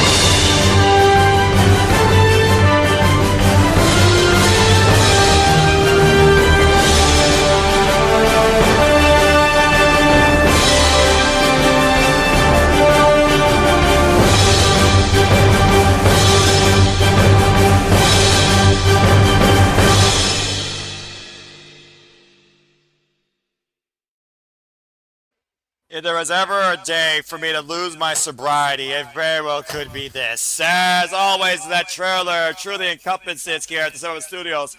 Here we celebrate, pontificate, analyze, criticize, and of course react to the wrestling. And welcome back and here to our continued coverage of SummerSlam as I acknowledge the, holy hell, 600 plus years we get ready for Penta Sami to defend the Intercontinental Championship against Chad Gable after this commercial break. Fuck the streaming service. As I want to remind you, thank you all for tuning in. Please subscribe, comment, tell a friend. You want to dictate the conversation, super chat, pit up pages, as simple as that. If you haven't already, subscribe today to Rage of Wrestling. Walter Cruz, we are on YouTube. Look for Rage of Wrestling. Hit that button. Get him to 300. He is literally within inches of subscribers of hitting that milestone before we conclude tonight's festivities. And of course, stay tuned after SummerSlam concludes for our weekend closing shenanigans. We will recap, review, and give our closing remarks on SummerSlam weekend 2. Yes! Freaking yes! Yes! I'm so happy! Fucking yes! Chelsea Green and also so much more. Yes! Freaking hell! Stop that! Fuck you! Freaking instigator. He's having his night. He's having his night. While we're on a bit of a break here, also let me again thank all 610 or 609 of you. And I invite you all to kick off on Thursday, August 6th at 8 o'clock Eastern, 5 o'clock Pacific, NBC Peacock, the official kickoff to the 2026 NFL season as the Panthers take on the Cardinals. Yes, it's preseason, but still it is football. And I think what I'm going to do is I'm going to get a good look at all the games in the week.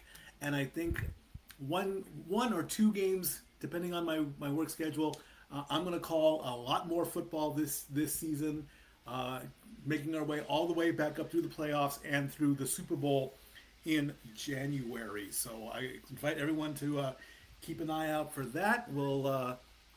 And you know what? As a way to try to boost subscribers across all brands, what we'll probably do is we'll make each game that you do exclusive to just one channel and the X. That way we can try to boost subscribers to Ash's channel. We can try to boost subscribers to Noah's channel. We can try to boost subscribers to Walter's channel by having the game not go across every single channel in the brand, but just one person's channel and the SRSX. Sounds like a plan. I'll just take a good look at the schedule. I can show up on Thursday, I can show up on Sunday, I can show up on Monday. And of course, keep an eye on the stats and all that, and scores and everything, and update everything. And then don't forget, we're about couple months away from the October Classic. Today is in Iowa. Today is the Field of Dreams game that I just totally missed about it. That's still on my bucket list. If you build it, he will come, and you go out there and you play catch in center field among the cornfields. So keep an eye out for that. Thursday, 8 o'clock Eastern, NBC Peacock. I sit in the sports bar and start talking football. Now, is that the time of kickoff, or is that the time you're going live? Or because I know you usually like to go live an hour before. I know the trade deadline for baseball ends tomorrow, so there's probably going to be a lot of stuff to be talking about come Thursday. So, are we? Is 8 o'clock kickoff, or do you want to go at 7? Yep, I'll go live at 7 o'clock Eastern. Okay, so 7 o'clock Eastern, 6 Central. 4 Pacific times this Thursday. Look for Stat Boy to return. Noah, take it away, sir. I mean, you're all good. Again, it's a commercial break. This is what we do. We not I only wasn't sure if we were back. Remember, I'm not watching. I'm sorry. Yeah. You're good, brother. Again, let's go ahead and bring people to speed now, of course, on what's next, because I believe at this point, after this, there's only one match left. For those that are just now tuning in, we open up tonight with a Fatal 4 number 1 contenders match. You heard me right. Instead of it just being Sami Zayn and Finn Balor, the newly, once again, reinstated General Manager SmackDown Nick Aldis added the Ring General Gunther to the match, as well as the returning Kevin Owens after 18 months left off due to injury in a Fatal 4 number contenders match for the WWE Championship, and Kevin Owens won, which means he is the next challenger to the WWE Championship against CM Punk. We also, of course, saw in the interim ladders match, you've been living under a rock or did not see the graphic, Chelsea Green finally was able to ascend the summit and become the brand new interim WWE Women's Champion. Could not be fucking happier. Danhausen, with the help of Joe Henry, was able to keep his human monies. That's the last time I'm going to say those two words together, by the way. In the Monies pull match against Dom and Judgment Day, let's call it what it was, because Judgment Day got involved, as we expected. Let's just be honest here with each other. I'm just saying, folks. And Baron Corbin, yes! Yes! Hold on. Look at who quote tweeted. Oh, I love that. Indy Hartwell, of course. I mean, she couldn't be happier. And look at her Green. reply. Oh my God. And rightfully so, damn it. Chelsea Green and Indy Hartwell go way back, if you all know their history. And also the other match that just that happened earlier, I lost my train of thought. Oh, yeah. Baron Corbin won the United States. You're going to hear this right, folks. Baron Corbin, remember that name, just won the United States Championship. Off Trick wins. We got 2 matches left. Time for our semi-main event for the Intercontinental Championship. Penta Samiero versus Chad Gable. JJ, no matter what we want to say about he wasn't this, he was this, Chad Gable has worked his career for this opportunity. And it's not the first time he's gone after this title. In fact, it's pretty much the only title he's gone after at WWE. Yes, very happy about that. That might actually make me buy something from WShop.com. What the fuck freaking existence am I living in? Anyway, thank you, JJ. Buy the shirt. Do it today. Subscribe to Rage of Wrestling. Do it today. Also, let's talk about this. Do it now. Molly Holly, also a WWE Hall of Famer. Good to see her, of course. Nora, we all love Nora, and she loves Minnesota. Anyway, back to this. Chad Gable, multiple times, has challenged the Intercontinental Championship, Mikey, as we get our bearings right. And shout out to our hardworking servicemen that, of course, might also be taking in SummerSlam weekend festivities. To all of you, I salute and say thank you as you defend our freedoms to engage in this entertainment, whether we love it, hate it, or indifferent to it at times. And usually we are all the above. What I'm not going to be indifferent to is what could be the match of the night, as Chad Gable goes after the Intercontinental title once again, this time for the first time ever against Penta Samiero. Stat Boy, break it down, bring the stats, bring your outlook, and what's your prediction tonight, and what's your outlook on this match as we get ready? Minnesota's own Chad Gable gets his title back. Gets his IC title. As he's coming out, he's wearing the Minnesota purple as well. What do you mean back? He's never had the title, Mikey. I apologize. I'm making a Botch. mistake there. Botch, sorry. He's doing the skull. He did the skull chant. All right, well done. Good job. And he's wearing the purple and yellow. Indeed. Well done. I was hoping we would get a skull chant in the U.S. Bank Arena a week before football season, but he's definitely okay. This is his 6th attempt. Double the charm here. I believe he is going to bring this title home. Penta has done a great job. Penta is a great superstar. I would love to meet him. Do the Cero Miedo with Penta. That'd be on any bucket list. There are so many things to do in wrestling. I don't have enough time to rent them off. Chad Gable gets the title in his hometown. And, of course, the sign behind him says, if Chad Gable loses, we riot. I agree about that. You saw my absolute happiness. You'll see the absolute rage out of me if Chad Gable loses. The modern-day Kurt Angle, not named Kendall Gray, 40 years of age, involved in this game for 22 years, as he embraces his family at ringside and brings forth a chant worthy of the Minnesota Vikings tonight at the U.S. Bank Stadium. And again, Mikey, to your point, 6th time now he's gone after this. In a previous life as leader of Alpha Academy, he took on Sami Zayn 3 times, I think, for it, and he took on the lean General Goofer for it at one point, before Goofer became the longest reigning Intercontinental Champion of all time. Of course, a former NXT Tag Team Champion, SmackDown and Raw Tag Team Champion, and former PWB Battleground Champion in a previous life as Chaz Betts. At one point, he was ready, willing, and Gable. But I think he is ready, willing, and able tonight to finally win this fucking title. For those that don't know, he earned this opportunity winning a gauntlet match, outlasting Dominik Mysterio, Dragon Lee, All Ego the Page, Javon Evans, Joe Henry, and Rusev. Indeed, and it was also very nice to see the legends there at ringside. If any wrestling historian knows, Minnesota is one of the biggest wrestling markets. So it was great to see the Killer Bees. It was great to see Greg Gagne. Molly Holly was there. Rick Martel, the model, he was there as Penta coming down. I can't do the walk. I am not talented to do that walk. I'm sorry. And Penta has his own swagger to the ring, and the reason that he exhibits zero fear. Speaking of zero fear, Mikey, he's been one hell of a champion to your point. 154 days, and tonight will mark his 10th defense of the title. And he also beat Chad Gable, if we forgot, in his WWE debut. Those are good numbers, but as much as I don't want to see Penta lose, I kind of want to see Gable win just a little bit more. I mean, Brock didn't do it last night. That's okay. We can have the finish of one career and the start of a new chapter in another Minnesotan. And, of course, Penta has outlasted Rey Mysterio, his idol, Javon Evans. He outlasted a six-pack ladder match, beat out Hijo del Vikingo down in Triple A, Kofi Kingston, and, of course, El Grande Americano, ever since winning the title of Dominik Mysterio on Monday Night Raw back in March. The fact of the matter that Penta Zermayero's career was first defined by Chad Gable. It seems very poetic if his Intercontinental Championship run is concluded by the very man that was his uprise. Indeed. Well said. Whoa! Explosive entrance. And I would say, going back on the previous match, Danhausen's makeup, number 1.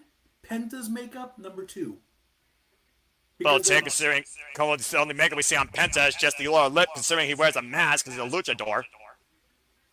The fact of the matter that when Chad Gable first faced Penta Zermayero, he had this vendetta against luchadors. He hated, disrespected Lucha Libre, to the point he got a Grande Americano to go after every luchador in Mexico before he became the fucking hero of the country in a friggin' different identity. The fact of the matter, though, is Chad Gable has been a workhorse of WWE as much as Penta has. But again, Chad Gable has been to this dance before.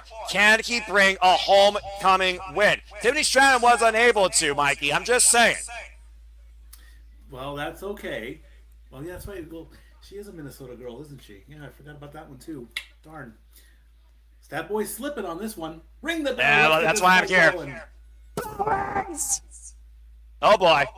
And I'm very curious what the approach is going to be here. Will Chad Gable exhibit more of a lucha libre background against Penta? Will he bring more of that amateur collegiate wrestling background here? Will he go for the grapple? Will he go for the mat game? Will he take this aerial?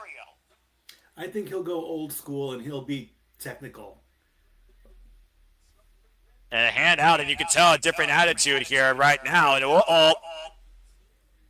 about to say again, meet right in the center, a mano and mano. And, of course, we know that Penta loves to take things to an extra gear against his opponent, Conor Lataya. Here, there's a reason why his nickname literally represents zero fear. Nice ankle pick by Chad Gable. Nearly going after the ankle for the ankle lock. Starting off with a submission. That cover, though, counter roll-up. It's a 1 count. And I do wonder, though, if El Grande Americano did teach Chad Gable anything about how to handle Penta Zermayero. Nice inside Russian leg sweep, taking down the champion. Now Chad Gable on the move. Whoa! Rolling Kama kick. I haven't seen that on Chad Gable. And Chad Gable might learn a new finger or two on his own. Oh, but ran into that super kick. The big boot collapsing Chad Gable. Now Penta reverse sling blade, taking Chad Gable face down to the mat. What's even crazier about this, Mikey, these two, this is their second ever one-on-one encounter. Amazing. Ah, gosh. Rib breaker over the knee. Now Penta with the cover, look at the far leg. It's a 2 count. There goes the replay on the bottom left corner of your screen. That super kick caught Chad flush in the face. He can recover from it. I'm not saying he can. I'm just saying. And also, my bad. Actually, this is their third, but Penta has beaten Chad Gable both times. First time he faced him, of course, was when Penta arrived back in January 2025. And, oh, wait a minute. Jeez. That echoed out of the U.S. Bank Stadium. And of course, the second time he faced him was back in May of 2025. Penta won again that night. Looking for the Penta driver. Pushed off the ropes, up the second springboard, back elbow, got caught in the waist lock. Look at the standing. High German suplex. There's that old school mentality. There's shares of Kurt Angle here, and the suplex clip might be on display here, Mikey. There's that bridge. Covered. Two. Oh, beautiful bridge by Chad Gable. Of course, Chad Gable has been working in his hometown prior to this match in his own home gym before this, honing in on his craft. 666 viewers. It gives him a bit of an edge, too. You know. That's a crazy number right there. Thank you so much, Mark of the Beast. Uh-oh, Chad Gable, though, filling out that arm, though, after that collision. And let's keep in mind, Mikey, Penta loves to go for a sacrifice at the expense of his opponent's left arm. Now looking possibly for a backstabber here, and Chad Gable holding on to the second ropes for dear life, countering Penta, driving through the champion. Able to quickly now get back up to his feet, up to the top rope. Oh, man! Nice move. And Penta with the great anti-air raid counter cover of both legs gets a 2 count. I think he kicked him out of midair. Both men down as we go to the replay. Yeah, let's take a look here. Oh! Yeah, that was definitely an accurate drop kick out of air by Penta, catching Chad Gable on the way down. Still the cut of course. That was an interesting combo. Okay. And pendulum. Oh, nice move there by Chad, and Chad Gable follows through. There it is. Ankle lock applied again. Penta, whoa, great awareness. We're throwing Chad Gable to the outside. Now Penta on the move. Top back on Hero. That's about as high risk as you expect Penta to go in the early going, Mikey. That's what Penta does. No fear. And Chad Gable. Chad Gable grabbing that left shoulder, though. Take a look at the replay here. That was high on Chad Gable's left shoulder. Oh, man. No of course, fear, Chad no Gable. breaks. Yeah, I get that. Of course, Chad Gable can't use that arm. He can't use him in that suplex. Also might affect the bridge. And right now, Chad Gable trying to hide that shoulder, but Penta is very aware of it. Now trapping the arm, pump handle. Penta driver, made in Mexico, cover. Down. Oh! Near fall. Out of nowhere, too. He hit that one just real quick. Yeah, he captured the arm and pump handle driver down to the canvas, made in Mexico, but it was not enough to be defined in Minnesota as still holding the Intercontinental title. Of course, the Intercontinental title, the Workhorse Championship of WWE, going all the way back to the late, great Pat Patterson, as Penta Ciampiero is the 192nd champion in WWE. Open palm strike there, dropping Chad Gable to a knee. Thank you for doing your homework on that. Well, I mean, again, you got to represent and talk about what this title means. It's a cornerstone, of course, of WWE. It's literally the definition of a workhorse. And you said it yourself. Penta's been a commanding, dominant, respectful fighting champion. Chad Gable, though, he's been a worker on the grind since being on the main roster and has been looking for this first. Now, Chad Gable and Penta just lining up each other. Oh, coming a super kick. Now, Penta, sunset, whoa! Instead of the turnbuckles, overhead throw, Chad Gable hooked the near leg, kick out at 2 by Penta. And Gable's got a cut on his head. He must have taken a boot somewhere. It's not bad now, but... Yep. And again, I wonder if that shoulder also got exaggerated there with that overhead toss to Penta. With Penta a long way away, Chad Gable might go for broke, and I'm not sure how wise this is, Mikey. Diving headbutt crashes into the canvas. And he does not want to be there as Penta might look to hyperextend that arm. Oh, no. And Chad Gable can't do nothing about this right now. Penta makes a sacrifice. And that might be it to return the title. Kick out at 2 by Gable. Prior to the injury, I was almost going to say, I'm surprised the super kick is not put in one of the top 5 overrated and overused moves. Call it whatever you want. I call it effective. And so far, Penta's game plan has been 100% effective, focusing his attack on that left arm and might have literally hyperextended out of the shoulder, popped out of its socket in the process. Because everybody's got a super kick. Yeah, pretty much. Yeah. Man or woman. Although, mostly men. And right Case now, in Penta... point. Oh! Well, that's more of a press kick, Mikey, to be fair. Press kicks are when you're really kicking your opponent off on their knees. Super kicks when you get the full extension of your leg on a standing opponent. And right now, looking for maybe a destroyer. Chad Gable hugging Penta, though. Penta able to escape. Rope for by Chad Gable. Picking the ankle again. Ankle lock applied! In the center of the ring, but Penta knows again, where he is. He's getting out of that move. It's all about leverage, Mikey. Penta still has high leverage each time, so he knows how to get out of there. Now Penta perching Chad Gable up on the top turnbuckle. Grabbing armbar, though, by the challenger. Interesting, wrong ring placement, though, but effective nonetheless. And about to say, Chad Gable needs to find a cheek in Penta's armor, proverbially saying, and so far he has it, but that might help at the down-going of this match. Now Penta up and over the corner, hooking Chad Gable, oh dear lord, maybe destroying the apron, countered by Chad Gable, both these men, and Chad hooking Penta, German suplex on the apron! How they can do that on such a small space on the apron, scary, but nice to look at. Yeah, but again, talk about on the edge of destruction versus freaking recovery. Gable doing everything he can to win in front of his family, in front of his hometown for the Intercontinental Championship! And wiping out Penta with a picture-perfect moonsault to the floor! It gets him back in the ring, though. And Chad Gable so damn well-rounded in and out of the ring. Now Chad Gable bringing Penta to the inside. And Chad Gable once again going up to the high-risk district, looking for the diving headbutt! Wow. But immediately grabbing that shoulder, now the counter, put the front leg kick on that too by Penta. The pain too much, Mikey. Haven't seen a diving headbutt in a long time either.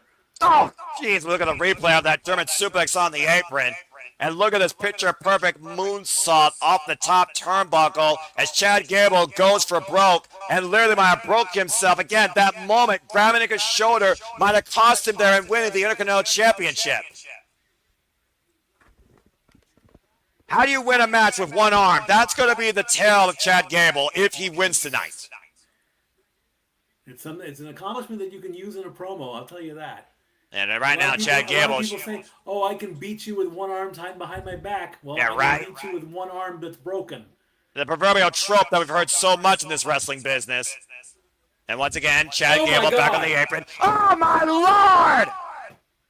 Again. A Mexican destroyer on the apron! Chad rode inside the ring, and Penta's aware of it! Back press, hook the near leg, guarantee, kick out to by Gable! That was too damn close. Oh my! No kidding. The move itself, you have got to hit the bullseye every. Oh my God! Every time.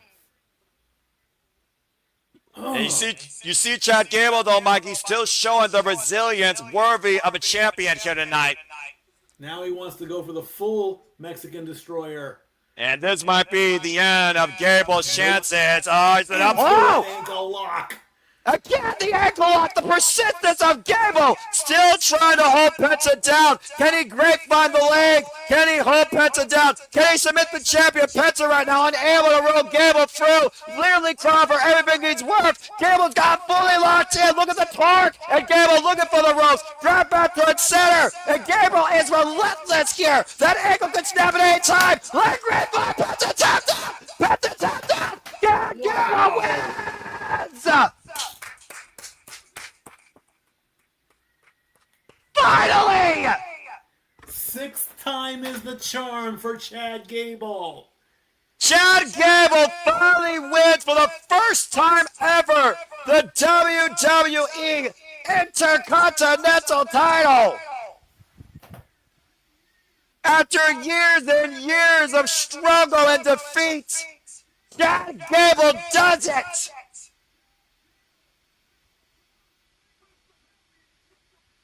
His first singles championship in his WWE career. And check out the highlights here, because, man, both these men go for broke. Zero fear, zero caution to the wind, zero well-regard for your own well-being and your opponents. That final emphatic takedown into the ankle lock, and he finally grapevined the leg. That was Penta at Sami's undoing. While he focused on Chad Gable's shoulder, all Chad needed to do was keep attacking that ankle. And when he finally had Penta down in the middle of the ring, finally, Chad Gable is finally able to say, I've done it, and is now the brand new Intercontinental Champion. There you go. And the former champ is now going to give the current and new champ his flowers. As he should, damn it. These two men have defined each other's careers from the beginning. And in Chad Gable's second coming in WWE, from disrespect to hatred to humility and appreciation as Penta dons the title around the new champ. Congratulations to Minnesota's own Chad Gable. Sometimes, Mikey, a change in character is what you need. You gotta lose yourself to find yourself again. And Chad Gable finally fucking did it. Yes, he did. And how good must this feel to do it in front of his family, his mother, his daughter, his wife, his son, and all of those that have followed the rise of his career here and out of Minnesota as his family comes in the ring to celebrate with him. What an incredible moment. Couldn't be happier for this professional wrestler. Congratulations to Chad Gable. Gable's dad had a little trouble getting into the ring there a little bit. I'm about to say, age does get to us all. Thank you! And thank you, Penta, for an incredible run. Oh, he's going to speak. I might as well. I mean, shoot, it's a friggin' victory for the home team.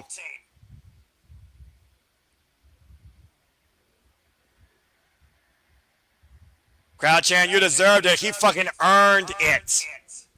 Been involved in this damn company since 2014. 12 years later, can finally call himself a singles champion.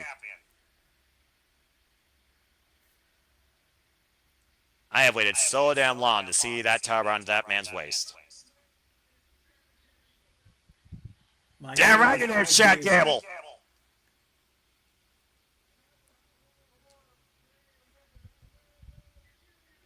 And I was born, raised, and live in Minneapolis, Minnesota. A proud day for Minnesota. And the same Minneapolis fan there. Minnesota. My family.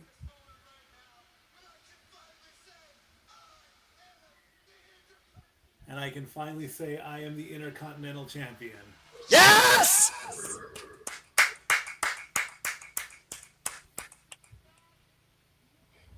How can you not love this if you're a fan of fucking professional wrestling, damn it? What a homecoming for this family, man. For this modern day level Olympian. Baptized in fire in Lucha Libre. Coming back from hatred and ultimate humility. And now the new Intercontinental Champion. Who's this? What mascot? Looks like a Bosch mascot for Mug Root Beer. Mug Root. He's gonna do a root beer bath. And you know what? I'm for it.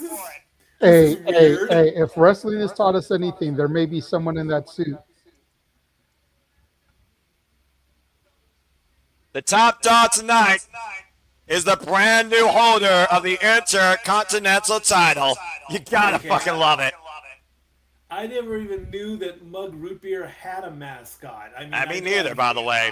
I know. That's why I'm saying be careful.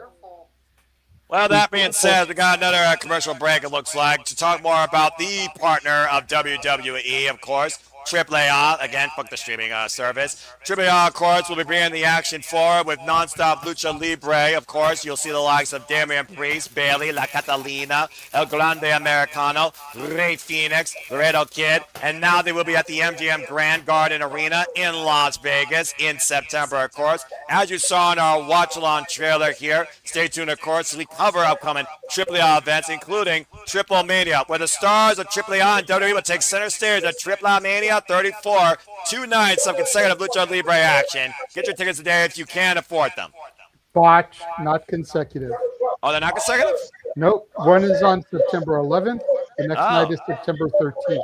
That's kind of stupid. Why would you break up a I day? think they're giving them a day to travel back and forth, get across the border and everything.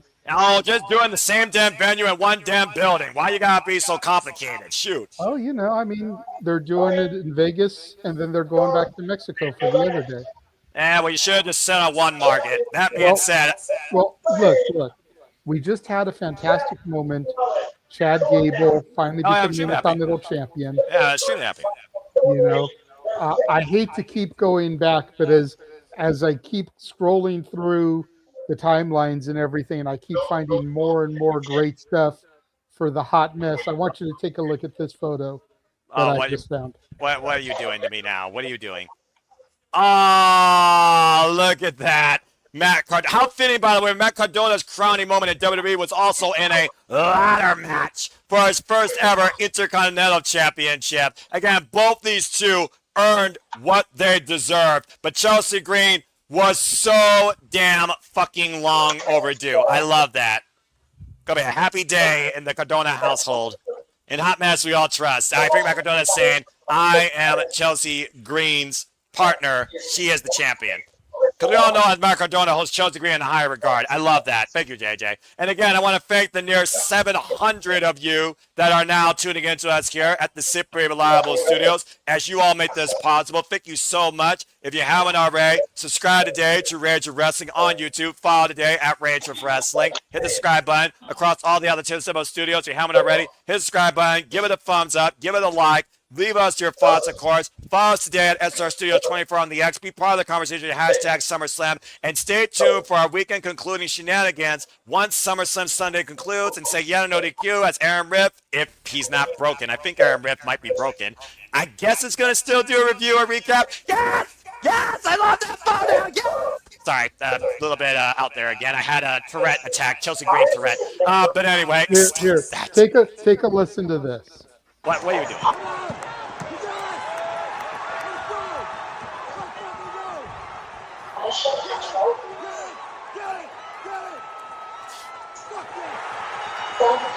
I love that.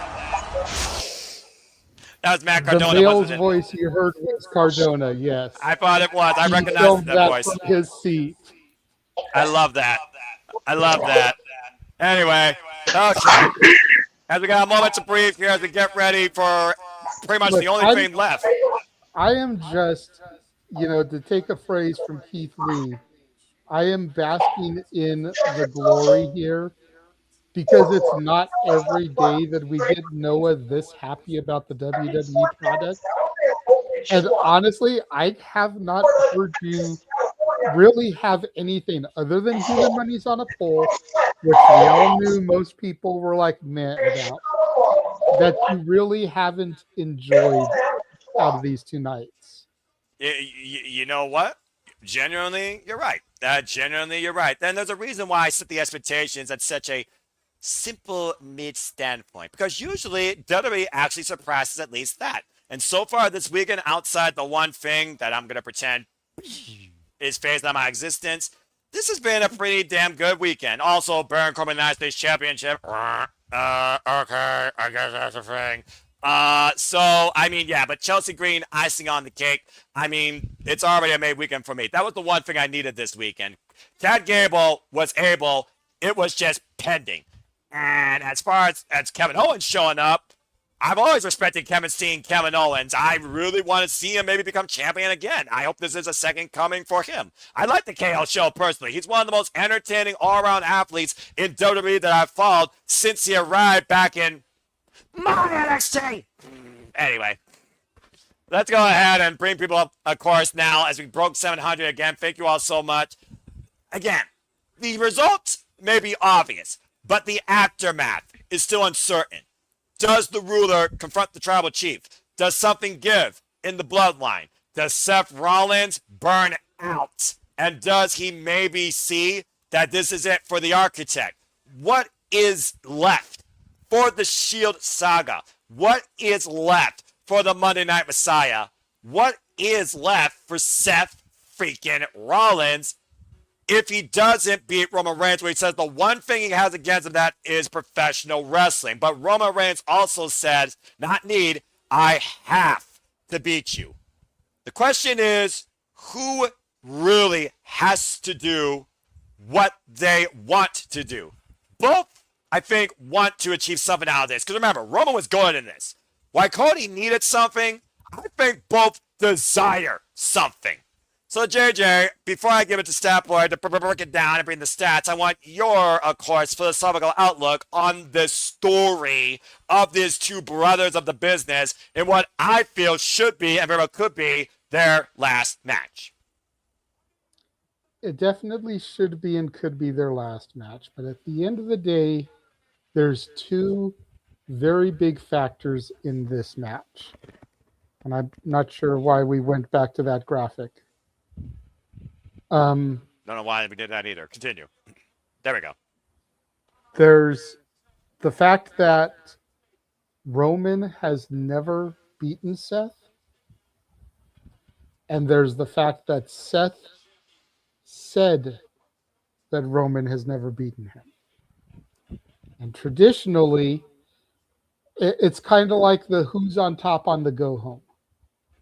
If somebody says, LB Kid, you have never defeated the prisoner. You will never defeat the prisoner. The next time they fight, LB Kid beats the prisoner. Because you've thrown that out there. Seth Rollins said, Roman Reigns, you have never beaten me. You will never beat me. I am the better wrestler than you. And while that may be true, nobody will deny that Seth freaking Rollins, Tyler Black, is a better wrestler than Joe Anoa'i, Roman Reigns. Roman needs to exercise this demon. Because he is the last of a dying breed. Roman is the last superstar that WWE has actively. For as good as he is, Cody is not a superstar. Punk is, but is in the twilight of his career. There are no other superstars still in WWE. Roman is the one.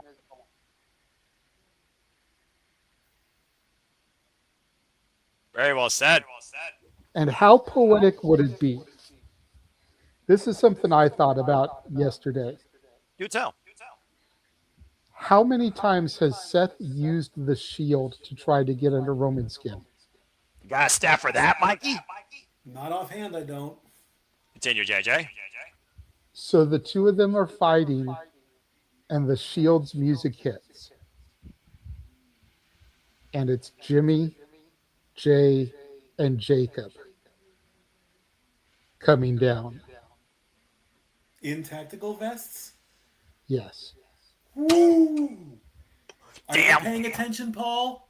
Are you paying attention, Mr. I don't know if it's too late to book that. I'm just saying. Continue. Roman turns the tables on Seth. Uses the Shield against him. Because we already know the bloodline is still together. But you use that little piece that Seth has always held over Roman, because Seth is the one that dissolved the Shield. Roman was the one that always was able to put it back together.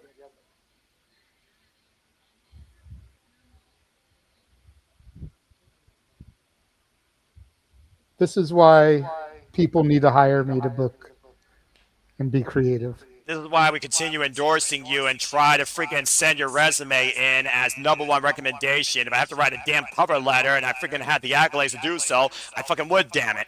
But that being said, thank you, JJ, for cooking. So, Mikey, let's go ahead and bring people now up to speed when it comes to the stats here. Again, these two men... Really quickly, Yes. Can I throw to somebody before Statboy? Because Walter is back Oh, and yeah, hasn't absolutely. been able to say a whole lot today because Outside of values and Wi-Fi stuff. has been wonky up in NorCal. So let the man speak before we throw to Mikey for stats. Oh, please, absolutely, Walter. Take the floor. I really want to hear from you, man.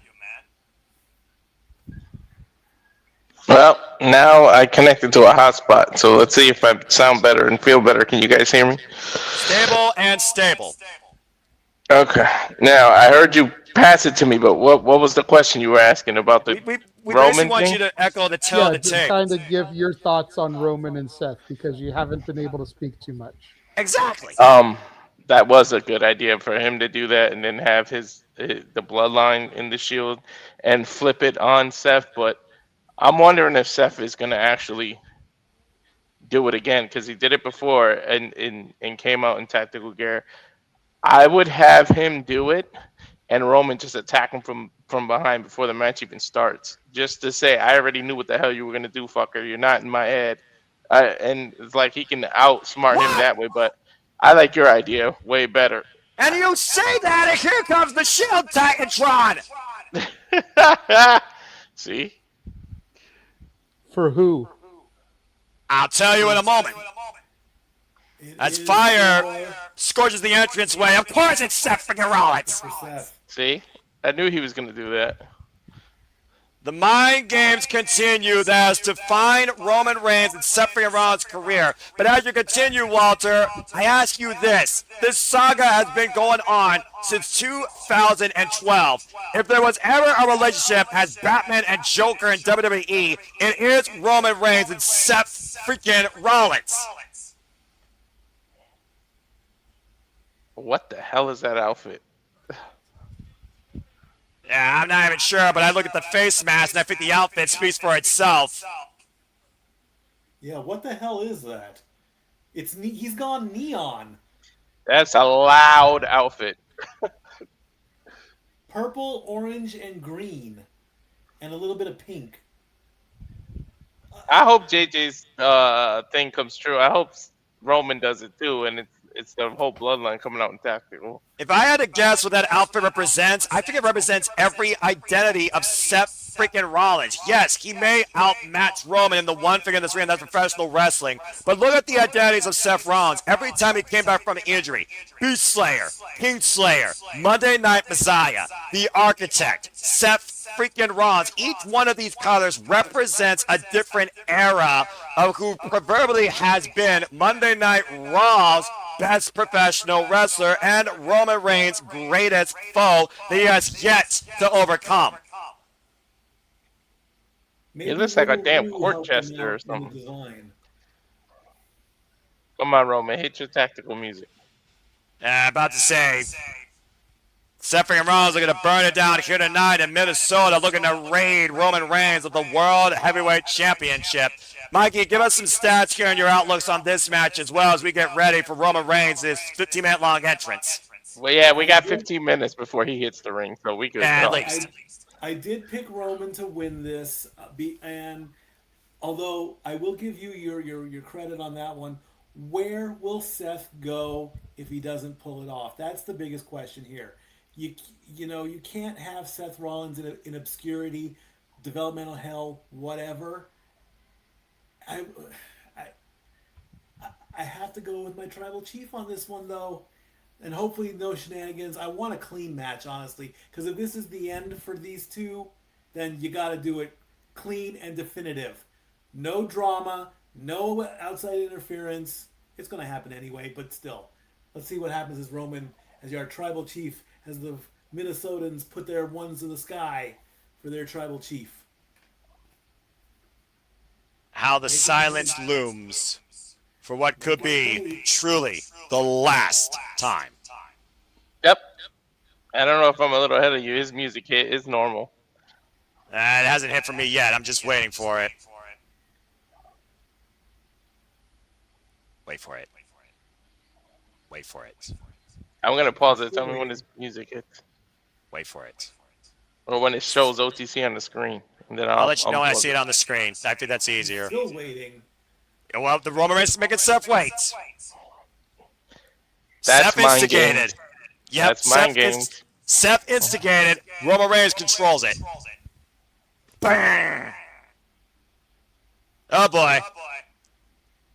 Let's also keep in mind here, guys. Seth freaking Rollins goaded Roman Reigns into this match, feeding on the psyche that whether you were my brother in the Shield, whether you have become the biggest superstar maybe in WWE history, whether you truly are the Tribal Chief, the longest reigning modern era WWE Universal Undisputed Champion, you still have never beaten me when it matters the most, and that is professional wrestling. And that was the Achilles heel to Roman Reigns accepting Seth Rollins' challenge when he believed he's done nothing to earn it, and all you end up doing is getting yourself injured.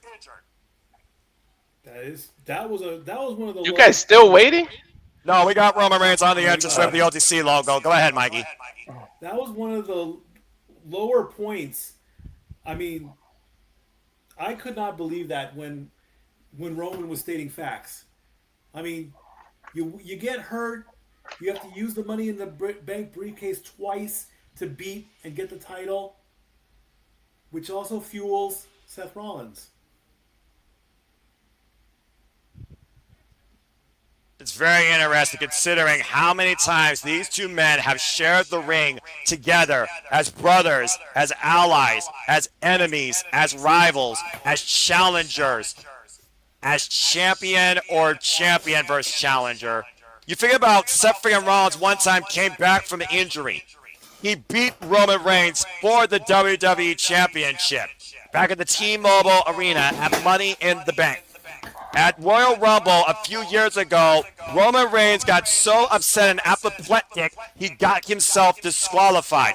Felt his own closure there, but truly didn't prove anything. WrestleMania 40, Seth freaking Rollins was there to help Cody finish his story. This obsession of Roman Reigns to finally remove Seth freaking Rollins from the equation in his existence has reached a boiling point of no return. And it may take more than a chair shot to the back to finally close this book once and for all. 105 days as champion. First one-on-one match between the two in 4 years. And this is it, man. It's gotta be at this point. What else do you fucking do? Someone has to win. Someone has to prove they're better. Someone has to leave here tonight with the World Heavyweight Championship without a fucking asterisk. The only thing, and I know it might be a step down if Seth wins, even though Roman has the bloodline behind him, I don't see it. Put them back together as a team for like one night only or something. But that's the only thing I got left. That was the only. It sounds like a dumb idea, but that's the only thing I can think of right now. Have them team together one last time as well. That's the only thing left I can think of. Two men who have dominated the WWE for the better part of the last 12 plus years. Seth freaking Rollins, who went in the Cast of the Century, WrestleMania 31, beat Paul Levesque, WrestleMania 33, beat Brock Lesnar, WrestleMania 35, helped Cody finish his story, WrestleMania 40. Roman Reigns, like you said, some of the most iconic WrestleMania main events of all time and the highest WrestleMania main event record as we wait for Alicia Taylor for our in-ring introductions. Dude, main event 11 WrestleManias. That's crazy. More than the Golden Boy Hulk Hogan. Seth Rollins and Roman Reigns, of course, shared their first WrestleMania together as brothers. Now they share what might be their last encounter tonight at SummerSlam as the ultimate of rivals, looking to finally close the book on one another. This is a big fight feel for real. No kidding. There was ever an end game for these two. This has to be it. Crowd right now, polarizing atmosphere, fever pitch level right now of 50-50 confidence demonstrated by both men, echoed by the WWE Universe. This is really split. I don't think I've heard an atmosphere this split since I can remember. I still haven't even got her to talk. Oh, there she goes. We'll find out when she speaks to the mic here in a moment. The atmosphere right now, the environment being set up. The Messiah being sung. The Tribal Chief being acknowledged. I paused it when she said championship, so let me know when you get there. You got it, brother. Here we go. Take the mic, Alicia. Following contest is scheduled for one fall. I'm a little bit And behind it's both of for you. the World Heavyweight Championship. There it is. Give me 2 seconds, Noah. All right. Championship. Introducing first the challenger. I'm still behind. Well, you know what? Whatever. 2 second margin. You guys are analysts. You should be fine. All right. Let's not try. I'm perfect. I'm perfect with you now. I am well, then we positive. should be good. All right, this is getting ridiculous. I'm already ready for this bell to ring. I want this fucking thing to end. As we talk about Seth freaking Rollins, 40 years of age, freaking 23 years involved in this game, 6'1", 216 pounds, Money in the Bank holder, and a two-time World Heavyweight Champion. Let's not forget, that title that Roman Reigns has, Seth freaking Rollins first defined, being the phenomenal AJ Styles, and held that championship for 316 days. And he never lost it. Meanwhile, Roman Reigns stands at 41 years of age, 15 years involved in this game, record-setting modern-day Universal Undisputed WWE Champion at 1,316 days, current World Heavyweight Champion at 106 days, and tonight will mark his third defense since he beat CM Punk for that title in the main event of WrestleMania. I know it's a shame you can actually say Roman Reigns has defended a title more than a woman, than Liv Morgan's title. That's crazy. After the run he had years ago, where he barely defended it. Whether or not Roman Reigns is the same guy as before that led him so long to hold the WWE Championship remains to be seen. The one thing that matters here is Roman Reigns truly better than Seth freaking Rollins. I say yes. Only one way to find out. To put the Shield in the rearview mirror without a chair being hoisted by either man's hand, the World Heavyweight Championship hanging in the balance. We thought the Shield chapter of each of these individual books were closed and ended, but we somehow in 2026 have reopened it. Well, how many times have you seen Seth take the chair to the back of Roman Reigns, yet Roman took the chair to the back of Seth Rollins, and it cost Roman everything, as we are officially underway for our SummerSlam main event. Why is he handing Roman the gear? Because that is a Shield vest. Painted white. Interesting.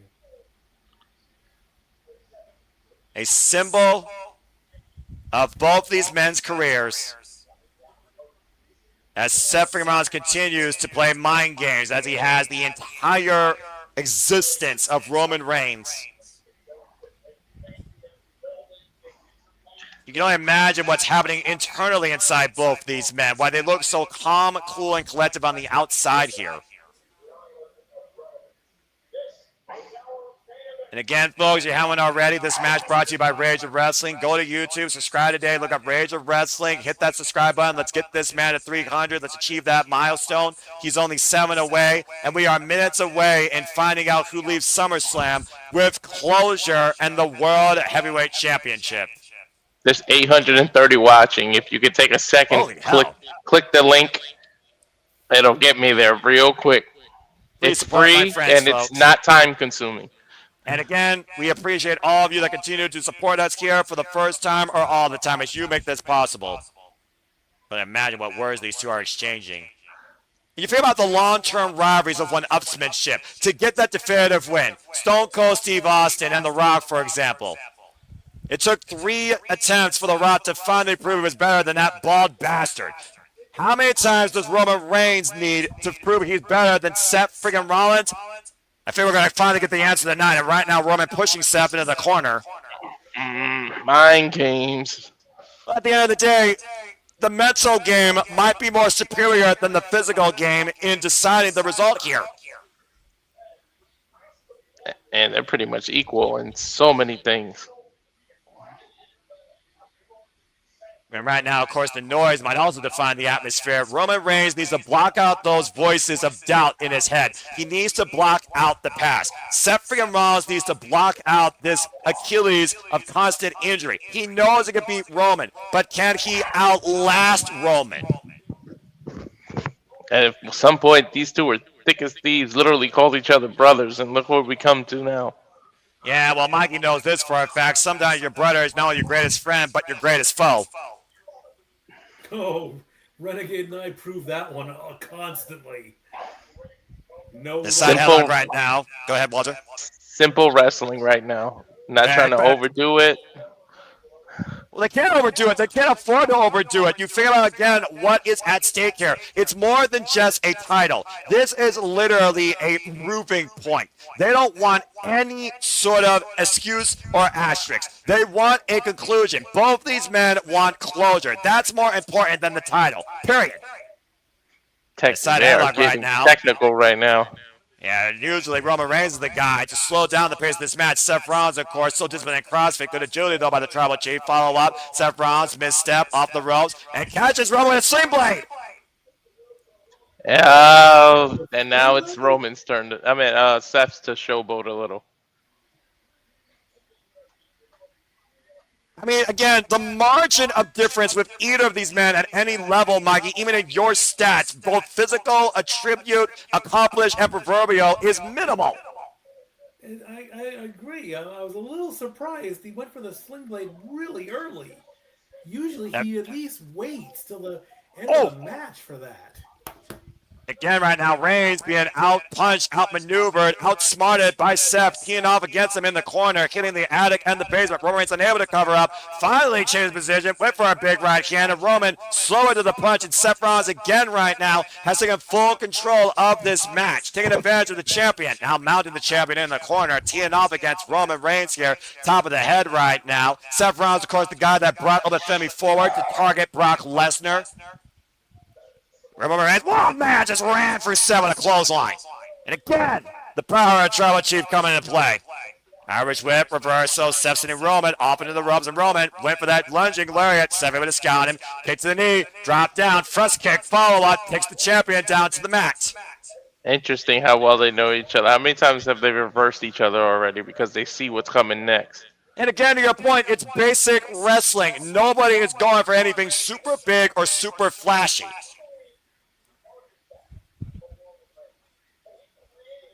The fact of the matter that Seth Rollins called himself the architect of this blueprint that Roman Reigns defined himself as all the way through before the pandemic goes back to how much Roman has shaped his career. Wow! With Seth freaking Rollins as a co-star in it. Roman now teeing up against Seth in the corner. Short-range crossfaces underneath the throat.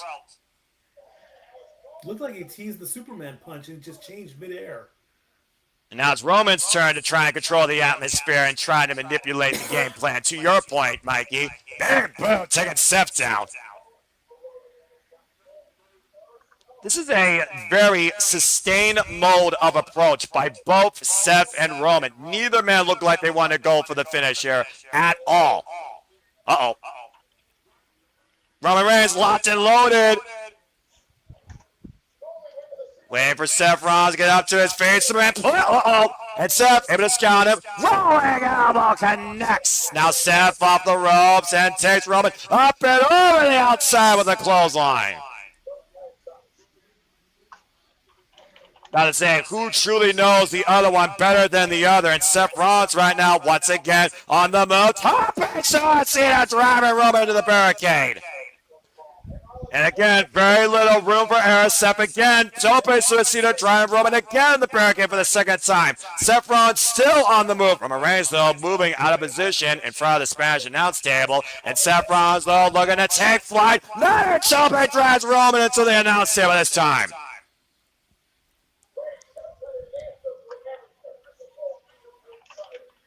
Everything so far, Seth has had an answer for, Mikey. They know each other's playbooks. They were. How long was the Shield together? They know each other better than if they were married. Damn, Ooh. that might be an accurate thought. And now Seth Rollins rearranging the furniture. They probably have each other's books. Yeah, about to say, though, who has a stronger book? Just saying. Who's got something that the other one doesn't expect? Again, Seth Rollins scouting Roman, who staggers to his feet. Seth Rollins once again on the move. Oh, man, what an interception by Roman. Damn, he knocked him damn near half out the ring. There was just too much there for Seth Rollins going back to the well one too many times. That's a setup for a drive-by. I knew it. I mean, you only can blame Seth Rollins for doing that, though. When you go back to the same damn well too many times, eventually it's going to catch up with you. And Roman Reigns right now driving Seth Rollins up and over the barricade of the WWE Universe, and uh-oh. This might get a little bit more personal and up close by the fans in attendance. You bought a front row ticket, spent all that money, you're part of the action now. Yeah, I suppose that's fair. And now Roman Reigns and Seth Rollins duking it out amongst the WWE Universe. Referee offering a lot of leniency here, knowing how personal and visceral this brotherhood feud has gotten over the last several years, particularly since WrestleMania 40. An overhead shot there by Seth Rollins to Roman Reigns as Roman staggers amongst the WWE Universe. Roman Reigns, by the way, is the 10th World Heavyweight Championship in this renewed titles legacy after Seth Rollins to find it back in 2023 for the better part 2024 before losing at WrestleMania 40 against Drew McIntyre with a compromised back. Oh! Rope first goes Seth Rollins into that partition. Two of the greatest of all time, this minor of WWE right now. You might need a partition to separate these two. Yeah, about to say, far more than a restraining order. Oh! The hell was that? That's one of those metal stands used, one of those Velcro straps to separate rows of audiences and lines. Roman right now staggered. Of course, Roman, of course, is in remission, but still deals to the days right now with leukemia. We already talked about that, of course, how many medications that he takes. Seth Rollins, with how many injuries he's gotten, he's always bounced back, rebounded, worked harder than before. Oh, man! That floor is different. That's like hardwood floor. That's a steel-plated floor. All those partitions shooting across the spine of Seth Rollins. Take a look at the replay here on that diamond plate. That's a devastating move right there. And right now, you know that's going to affect Seth Rollins physically for the rest of this match. Now Roman Reigns with the war cry looking for the, big uppercut on the spear attempt. Just in the nick of time before sending the Architect through the barricade. Seth has to realize you can't win the title on the outside, though. Jumping knee strike, though, catching Roman off the side of the head. And the Seth going back inside the ring here. Looking for a moment of reprieve. Smart move, though, by the Architect. I would argue that the Architect has been this modern-day cerebral assassin. Right. That's probably why he used to be under Triple H's authority. Just call it what it is. Yeah, I was trying to think of the word, but yeah. He did say the future went through Seth. And again, Mikey, Seth Rollins was the chosen one of the Shield, but Roman Reigns was the man to surpass the Shield. Now Seth Rollins mocking Roman Reigns, looking to run forward for the Tribal Chief Spear. Oh, shit. Got caught. Uh-oh. And Roman hoisting Seth up now. Powerbomb for the smash announce table. Se echó la mesa. That's it for that table. Goodbye. And just in that moment, we saw Roman Reigns literally woke up and channel back to his past. Shield level single man powerbomb to Seth freaking Rollins through the announce table. Ever since Superstar got hit with a triple power bomb, but Roman's like, I'll just do it myself. Not the first time Seth Rollins been on the blunt end of that either, lest you forget WrestleMania 41, Mikey. Roman saying something. Smile. He's got it. You can't get overconfident, though. About to say, Roman Reigns has had that confidence and that aura since high school football. Let's not forget Roman Reigns used to play football, of course. And it looks like Roman Reigns is arranging the furniture for the English announce table here. The fact that Seth Rollins, Roman Reigns, Tyler Black, whatever the hell you want to call these two men, have defined each other since 2012 and before is insane. The hockey. And Seth Rollins, once again, a world of trouble. Roman Reigns got hoisted up, looking for the power for the English announce table. Seth Rollins countering, though. Look at the hoist up. Roman Reigns got the tribal chief up and for the English announce table. See what happens when you get too cocky? Turnabout's fair play. One good powerbomb deserves another. Take a look at the replay here, guys. Crash and burn in a heap. Both announce tables absolutely destroyed with the backs of both Seth Rollins and the Tribal Chief. And Seth Rollins able to capitalize, though, as you see the Architect also down. Again, how much did that take out Seth, considering his back was compromised on that diamond plate outside earlier? And crucially, a countout right now is in play on both these men. Of course, this favors Roman more than Seth, because Seth can't win the title like this. You don't want to end this match like that, though. You're gonna have 40,000. You're gonna have more fans in the U.S. Bank Arena upset that the Vikings will not win a Super Bowl, as opposed to a match ending in a countout or a DQ. But do you think either man really wants that, Mikey? Roman would, because he'll play the part. Hey, I won. I'm still the champ. At a 9, I think Roman wants more than that. And both men break the count inside immediately. Seth Rollins, though, on the attack. Looking for the double underhook. Pedigree connects. Is the game over? Cover. Back press. Kick out to by Roman. Whoa. Fever pitch there for Roman Reigns to kick out of the pedigree. Rollins, great move, great cover. Roman Reigns, though, showing why exactly he is the Tribal Chief. And could be Seth Rollins' undoing. Crowd chanting, this is awesome, as the World Heavyweight Championship hangs in the balance.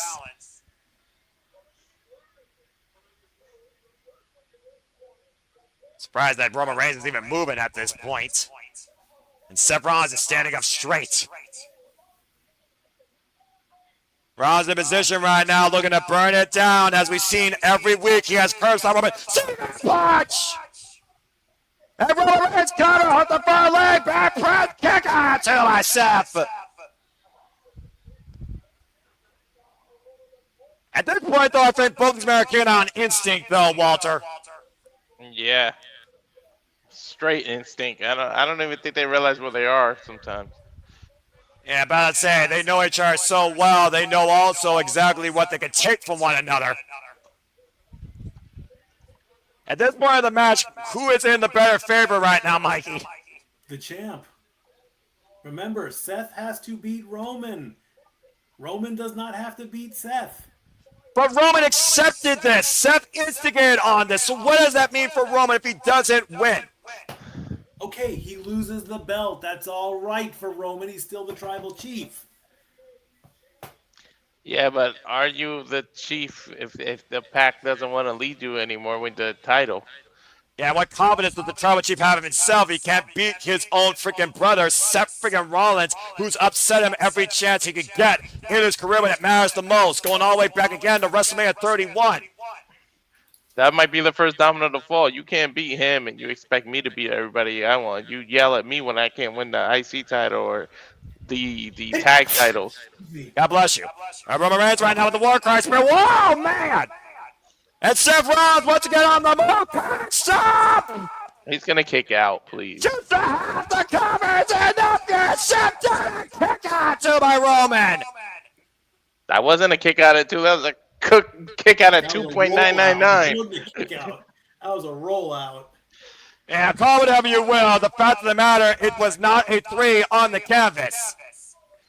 Again, that was a full-speed spear, face first, the second turnbuckle. Perfect sound for Seth Rollins for a curb stomp. Dead in the middle of the ring, sits in the cover, and to your point, Roman somehow was able to get the shoulder up. How many more cars do these men have left in their deck? 4 of a kind in a pair. At the end of the day, who's in whose shadow more? Roman Reigns, in my opinion, is in Seth Rollins' shadow more. He may be more successful. He may be the superstar. But at the end of the day, if Roman can't beat Seth, what does that say about Roman Reigns? That he can lose once in a while and it's okay. It's not. What does that say about Seth, though?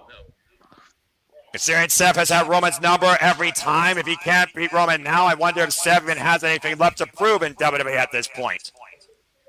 It'll say a lot in the GOAT conversation. Yeah, well, we always talk about the proverbial goats of this business. Whether you're talking about Paul Levesque, John Cena, insert name here, Brock Lesnar. Again, Roman Reigns right now, his own class. Of course, Undertaker. And Seth Rollins right now up to the top rope. Keep going. Trying to right now send Roman Reigns hard back to the inside, pausing for a superplex. Again, shots to the core, though, by Roman Reigns and Seth Rollins right now. Vulnerable position. Big headbutt by that Samoan. That's someone who doesn't get mentioned enough in the GOAT conversation is Sting. Yeah, absolutely. And right now, up to the ropes like it's Cat, and Roman Reigns right now might be sent for the ride. Superplex! This dude, this is his version of Blue Thunder, but he never wins off of that. And Roman Reigns got the guillotine. I thought he was going to go for that Falcon follow-up. Roman Reigns counterlines. That was a beautiful counter. Nope, you got to grapevine your legs around him and lay down to lock this in real good. Well, Seth Rollins' head is locked in, though, inside that bicep of Roman Reigns. Look at the pressure being exerted here. The right way to do this move, you got to lock it around the waist. There you go. Oh, boy. And that's completely cinched in now, Walter. But you also know as well as I do, Walter, the more Roman squeezes, the more likely Seth Rollins could actually slip out. Especially at this point in the match where they're both sweaty, and now they're on their side. Discoloration all over. People got to realize you hurt your own arm trying to do this move. Yeah, exactly. All that pressure being applied. And you see the way Seth Rollins right now, the discoloration on his face, a raging red or a freaking incapacitating purple. You decide. Trying to hoist up Roman Reigns and get himself back up to a vertical base for any sort of sense of reprieve. Now carry Roman Reigns waits. He's going to turn trap into the that head. Falcon Arrow. He's going to turn into the Falcon Arrow. And let's see if you're right here. It's again able to escape, turn him around. Oh, Roman Reigns came out the back door. Roman on the move now. Spear! Spear by Roman. Cover! 2! No! Yo! Seth Rollins kicked out! I thought it was over. I want a replay on that count. I've already had it. Take a look. That was full force. But watch the referee's hand. Look at it. Oh, man. Just kicked out. That ref hand did hit the mat. About inches away from the canvas. So what's next? Seth hits the spear. Roman hits the stomp. Roman's probably going to go for the stomp, damn sure. Or do they look at another Brothers playbook? Which one uses Paradigm dirty shift. deeds? How about that one? One of them should use dirty deeds. Yeah, paradigm shift. And Roman Reigns jaw-jacking Seth Rollins right now. Again, how far does this bad blood go in proving who the better of the two is? That's what's at stake here. That's what matters. And Seth Rollins right now just egging on Roman Reigns, instigating the tribal chief. And Roman right now, that savage Samoan temper might be coming out. I almost wonder, is there a sense of doubt trying to rise up inside the mind of the tribal chief, and he's trying to remind himself exactly why he's acknowledged. Now Roman Reigns looking to pick up speed from 0 to 500. Super by Seth! You called it, Mikey. And Seth Rollins thrown in the cover, deep hook of the far leg. Kick out to the chest by Roman. Damn it, you gotta be kidding me. That wasn't that close that time. Roman found that extra gear. He goaded Roman into that, though. The fact that he caught Roman on his own full momentum, though, Walter, that had more impact than you think. You hurt yourself, though, too, because remember, you're in motion and then you stop immediately. And to your point, it took Seth a split second to crawl into the cover. An object in motion tends to stand in motion unless occupied by an unbalanced force. That was the unbalanced force of Seth. Yeah, I suppose you're right. Split second margin there. Sorry, I paid attention with the Newton laws. Oh, you're good. Yeah, Roman Reigns right now down on the mat. Seth Rollins once again exactly telling Roman what he is. I'm telling you, Roman's going to hit the stomp now.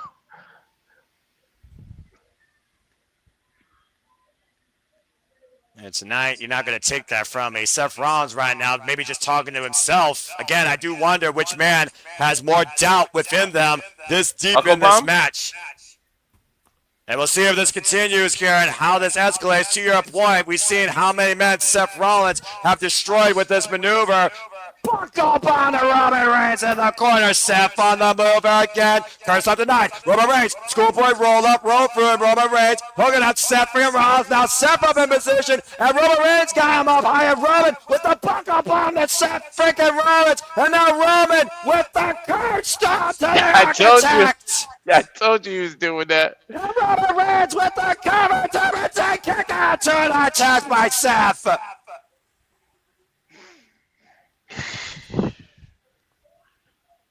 Oh God, dude! Can you imagine the tribe of if the Rock's music hits right now at this point?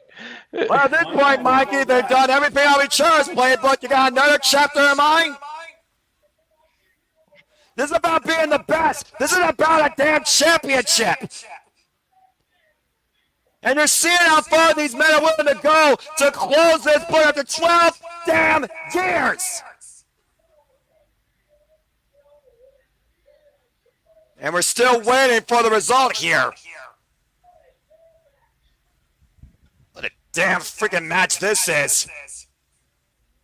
No one's the hero. Everybody's a villain. Both these men are their own hero and villain in their own stories. The question is, who leads with the victory? Who writes the ending?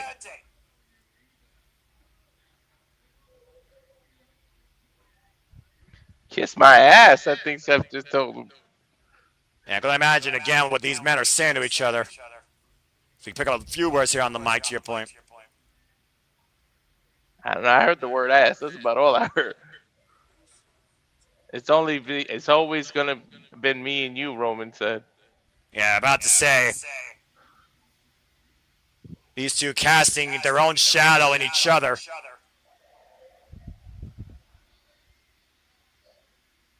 Both these men right now, eye to eye, jaw jacking. Roman Reigns, big overhead right. Again, Roman Reigns saying, I need to do this on my own. We even talked about it. Since this run, no bloodline, no interference, no asterisks. That new level of self-found confidence, a proving ground designed by the tribal chief since season, the World Heavyweight Championship. Seth Rollins even instigated, you're going to pull out some Samoan SWAT team against me. You're going to get your family. You're going to pull a cheap towel. You're going to get disqualified. Roman is looking for nothing but absolute certainty to this ending. Oh, big uppercut. Oh, no! The ref got knocked to the official! And big shot to the jaw and another massive uppercut there. Seth Rollins down to the rope. Rebound. Lariat! Shades of John Moxley! Yep. Shout out to Dean Ambrose, the lunatic friend! And the Club Paradise Shift! Oh, no! Go for And now Roman Reigns.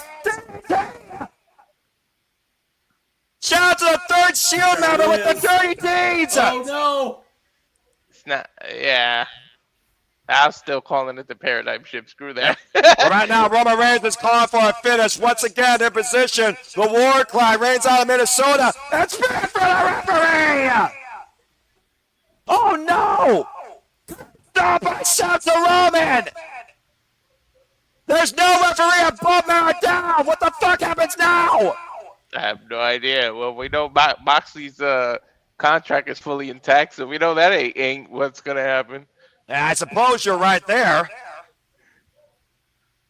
Desperation move there, though, by both men, channeling John Moxley, Dean Ambrose, the other player that was literally with these two since the beginning. I don't know why I got a little emotional with that shout out that they still acknowledge that. Because I'm also from Ohio. I've always considered John Moxley the most underrated of the three.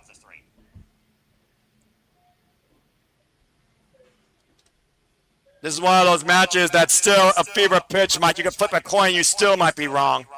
Absolutely. Is Seth going to go under some underhanded tactic? Well, we know yeah, I'm about to say, you might be onto something, Mikey. We know the architect always has a plan. He's always had a plan since betraying the Shield back in 2015 with a steel chair shot to the spine of Roman Reigns. That's what has defined these two for the better part of a decade.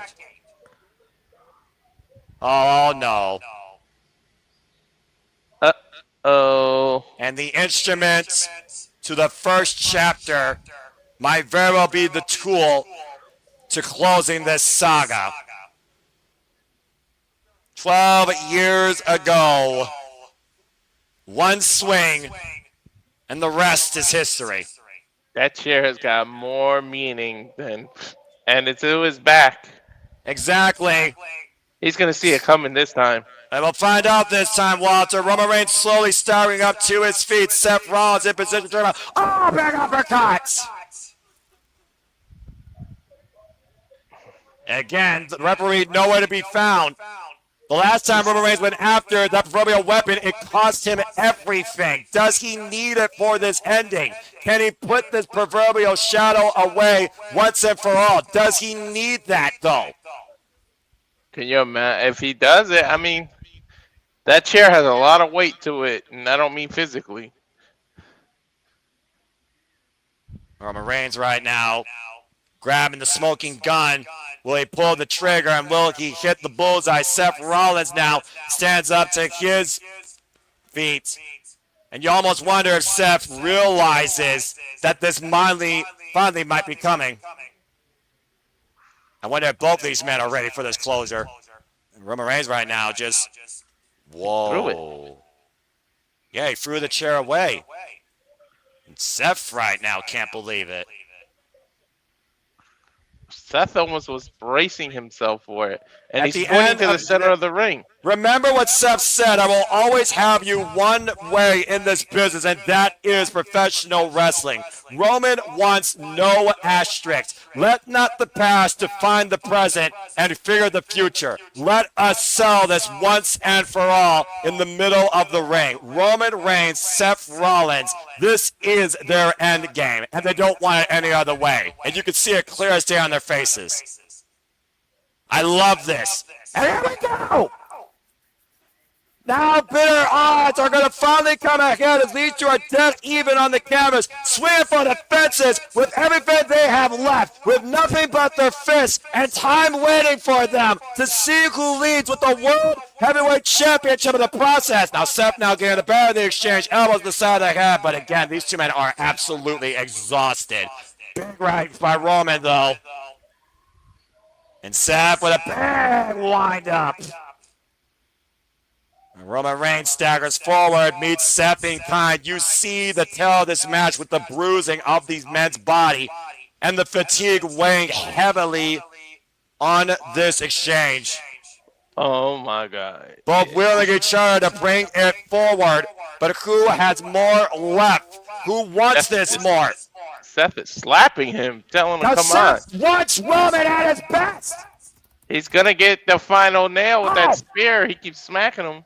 Well, maybe Seth wants this. Seth has talked about multiple times how he woke up hating himself in the mirror. The villain that he's become for the opportunity that he has created for himself. At the end of the day, both these men have a dark hole over their heads. Big right hand by Roman, and they want clear days for tomorrow.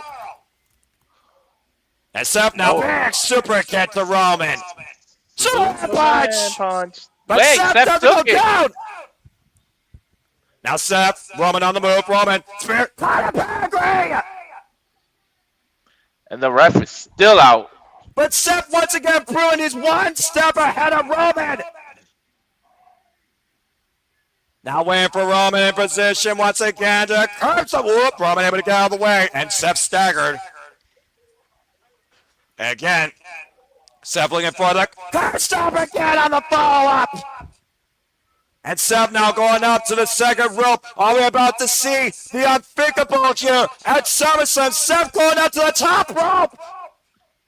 Looking for a broke. Oh, Roman gets out of the way. Roman, spear.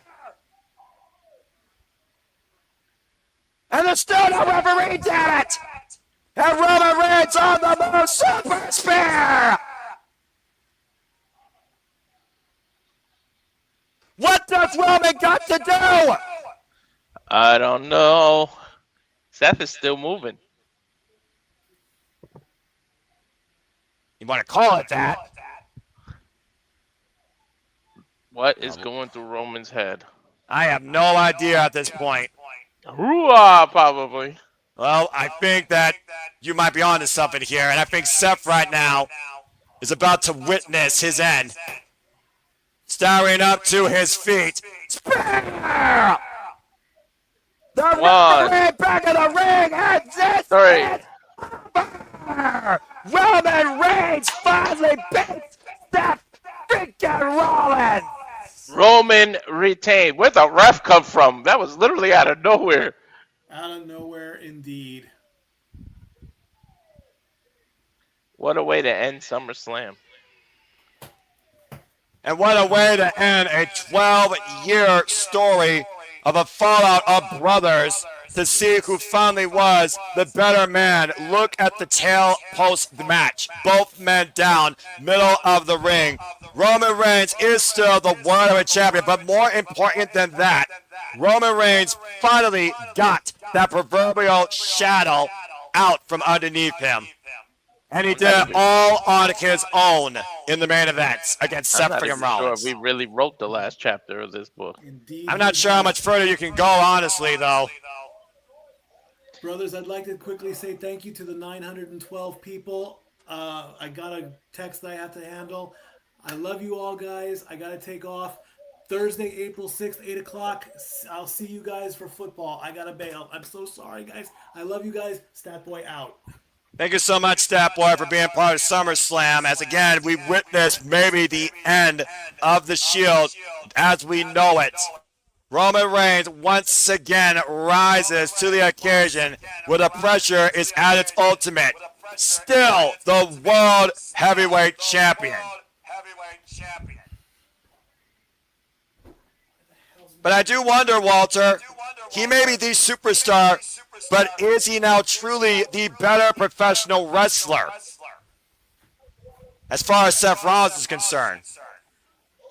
Well, he's up on the numbers, so I don't know. There's a such thing as he was the better man on this particular night, not in general.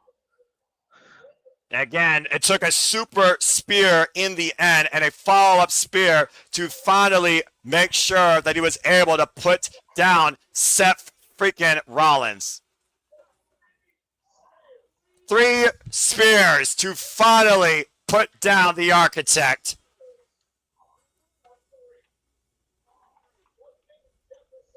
Took a 3 to finally close the chapter on what was a brotherhood of 3, but only one now stands at the top. All loose ends might finally have been tied up once and for all.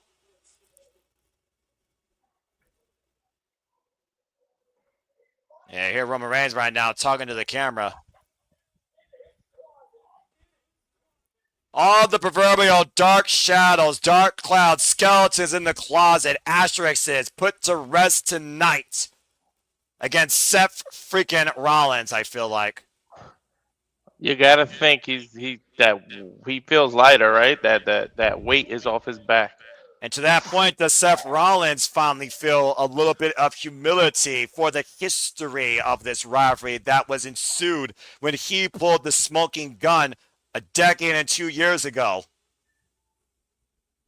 Do they shake hands? Do they hug it out? What is this? One thing's for sure, it's definitely a conclusion.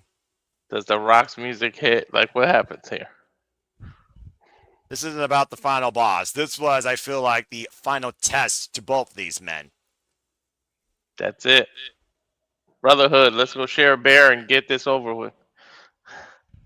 I don't know if Roman Reigns is humble enough to do that. Remember, CM Punk, he absolutely hates Seth Rollins. I don't know if that same hatred is there. He can hate him, but I'm damn sure know that there's some level of respect. I think I believe that. Look what Roman's doing. The Shield bump. Not a handshake, not a hug, but a bond that goes deeper than blood in this business. Will Seth reciprocate? I don't see why he wouldn't. What is that he grabbed? That mask he came in with, the dog mask that these Dogs of Justice came in with when they first began in WWE. Is that the mask? Exactly. Oh, that represents Jon Moxley, the third spot. Exactly.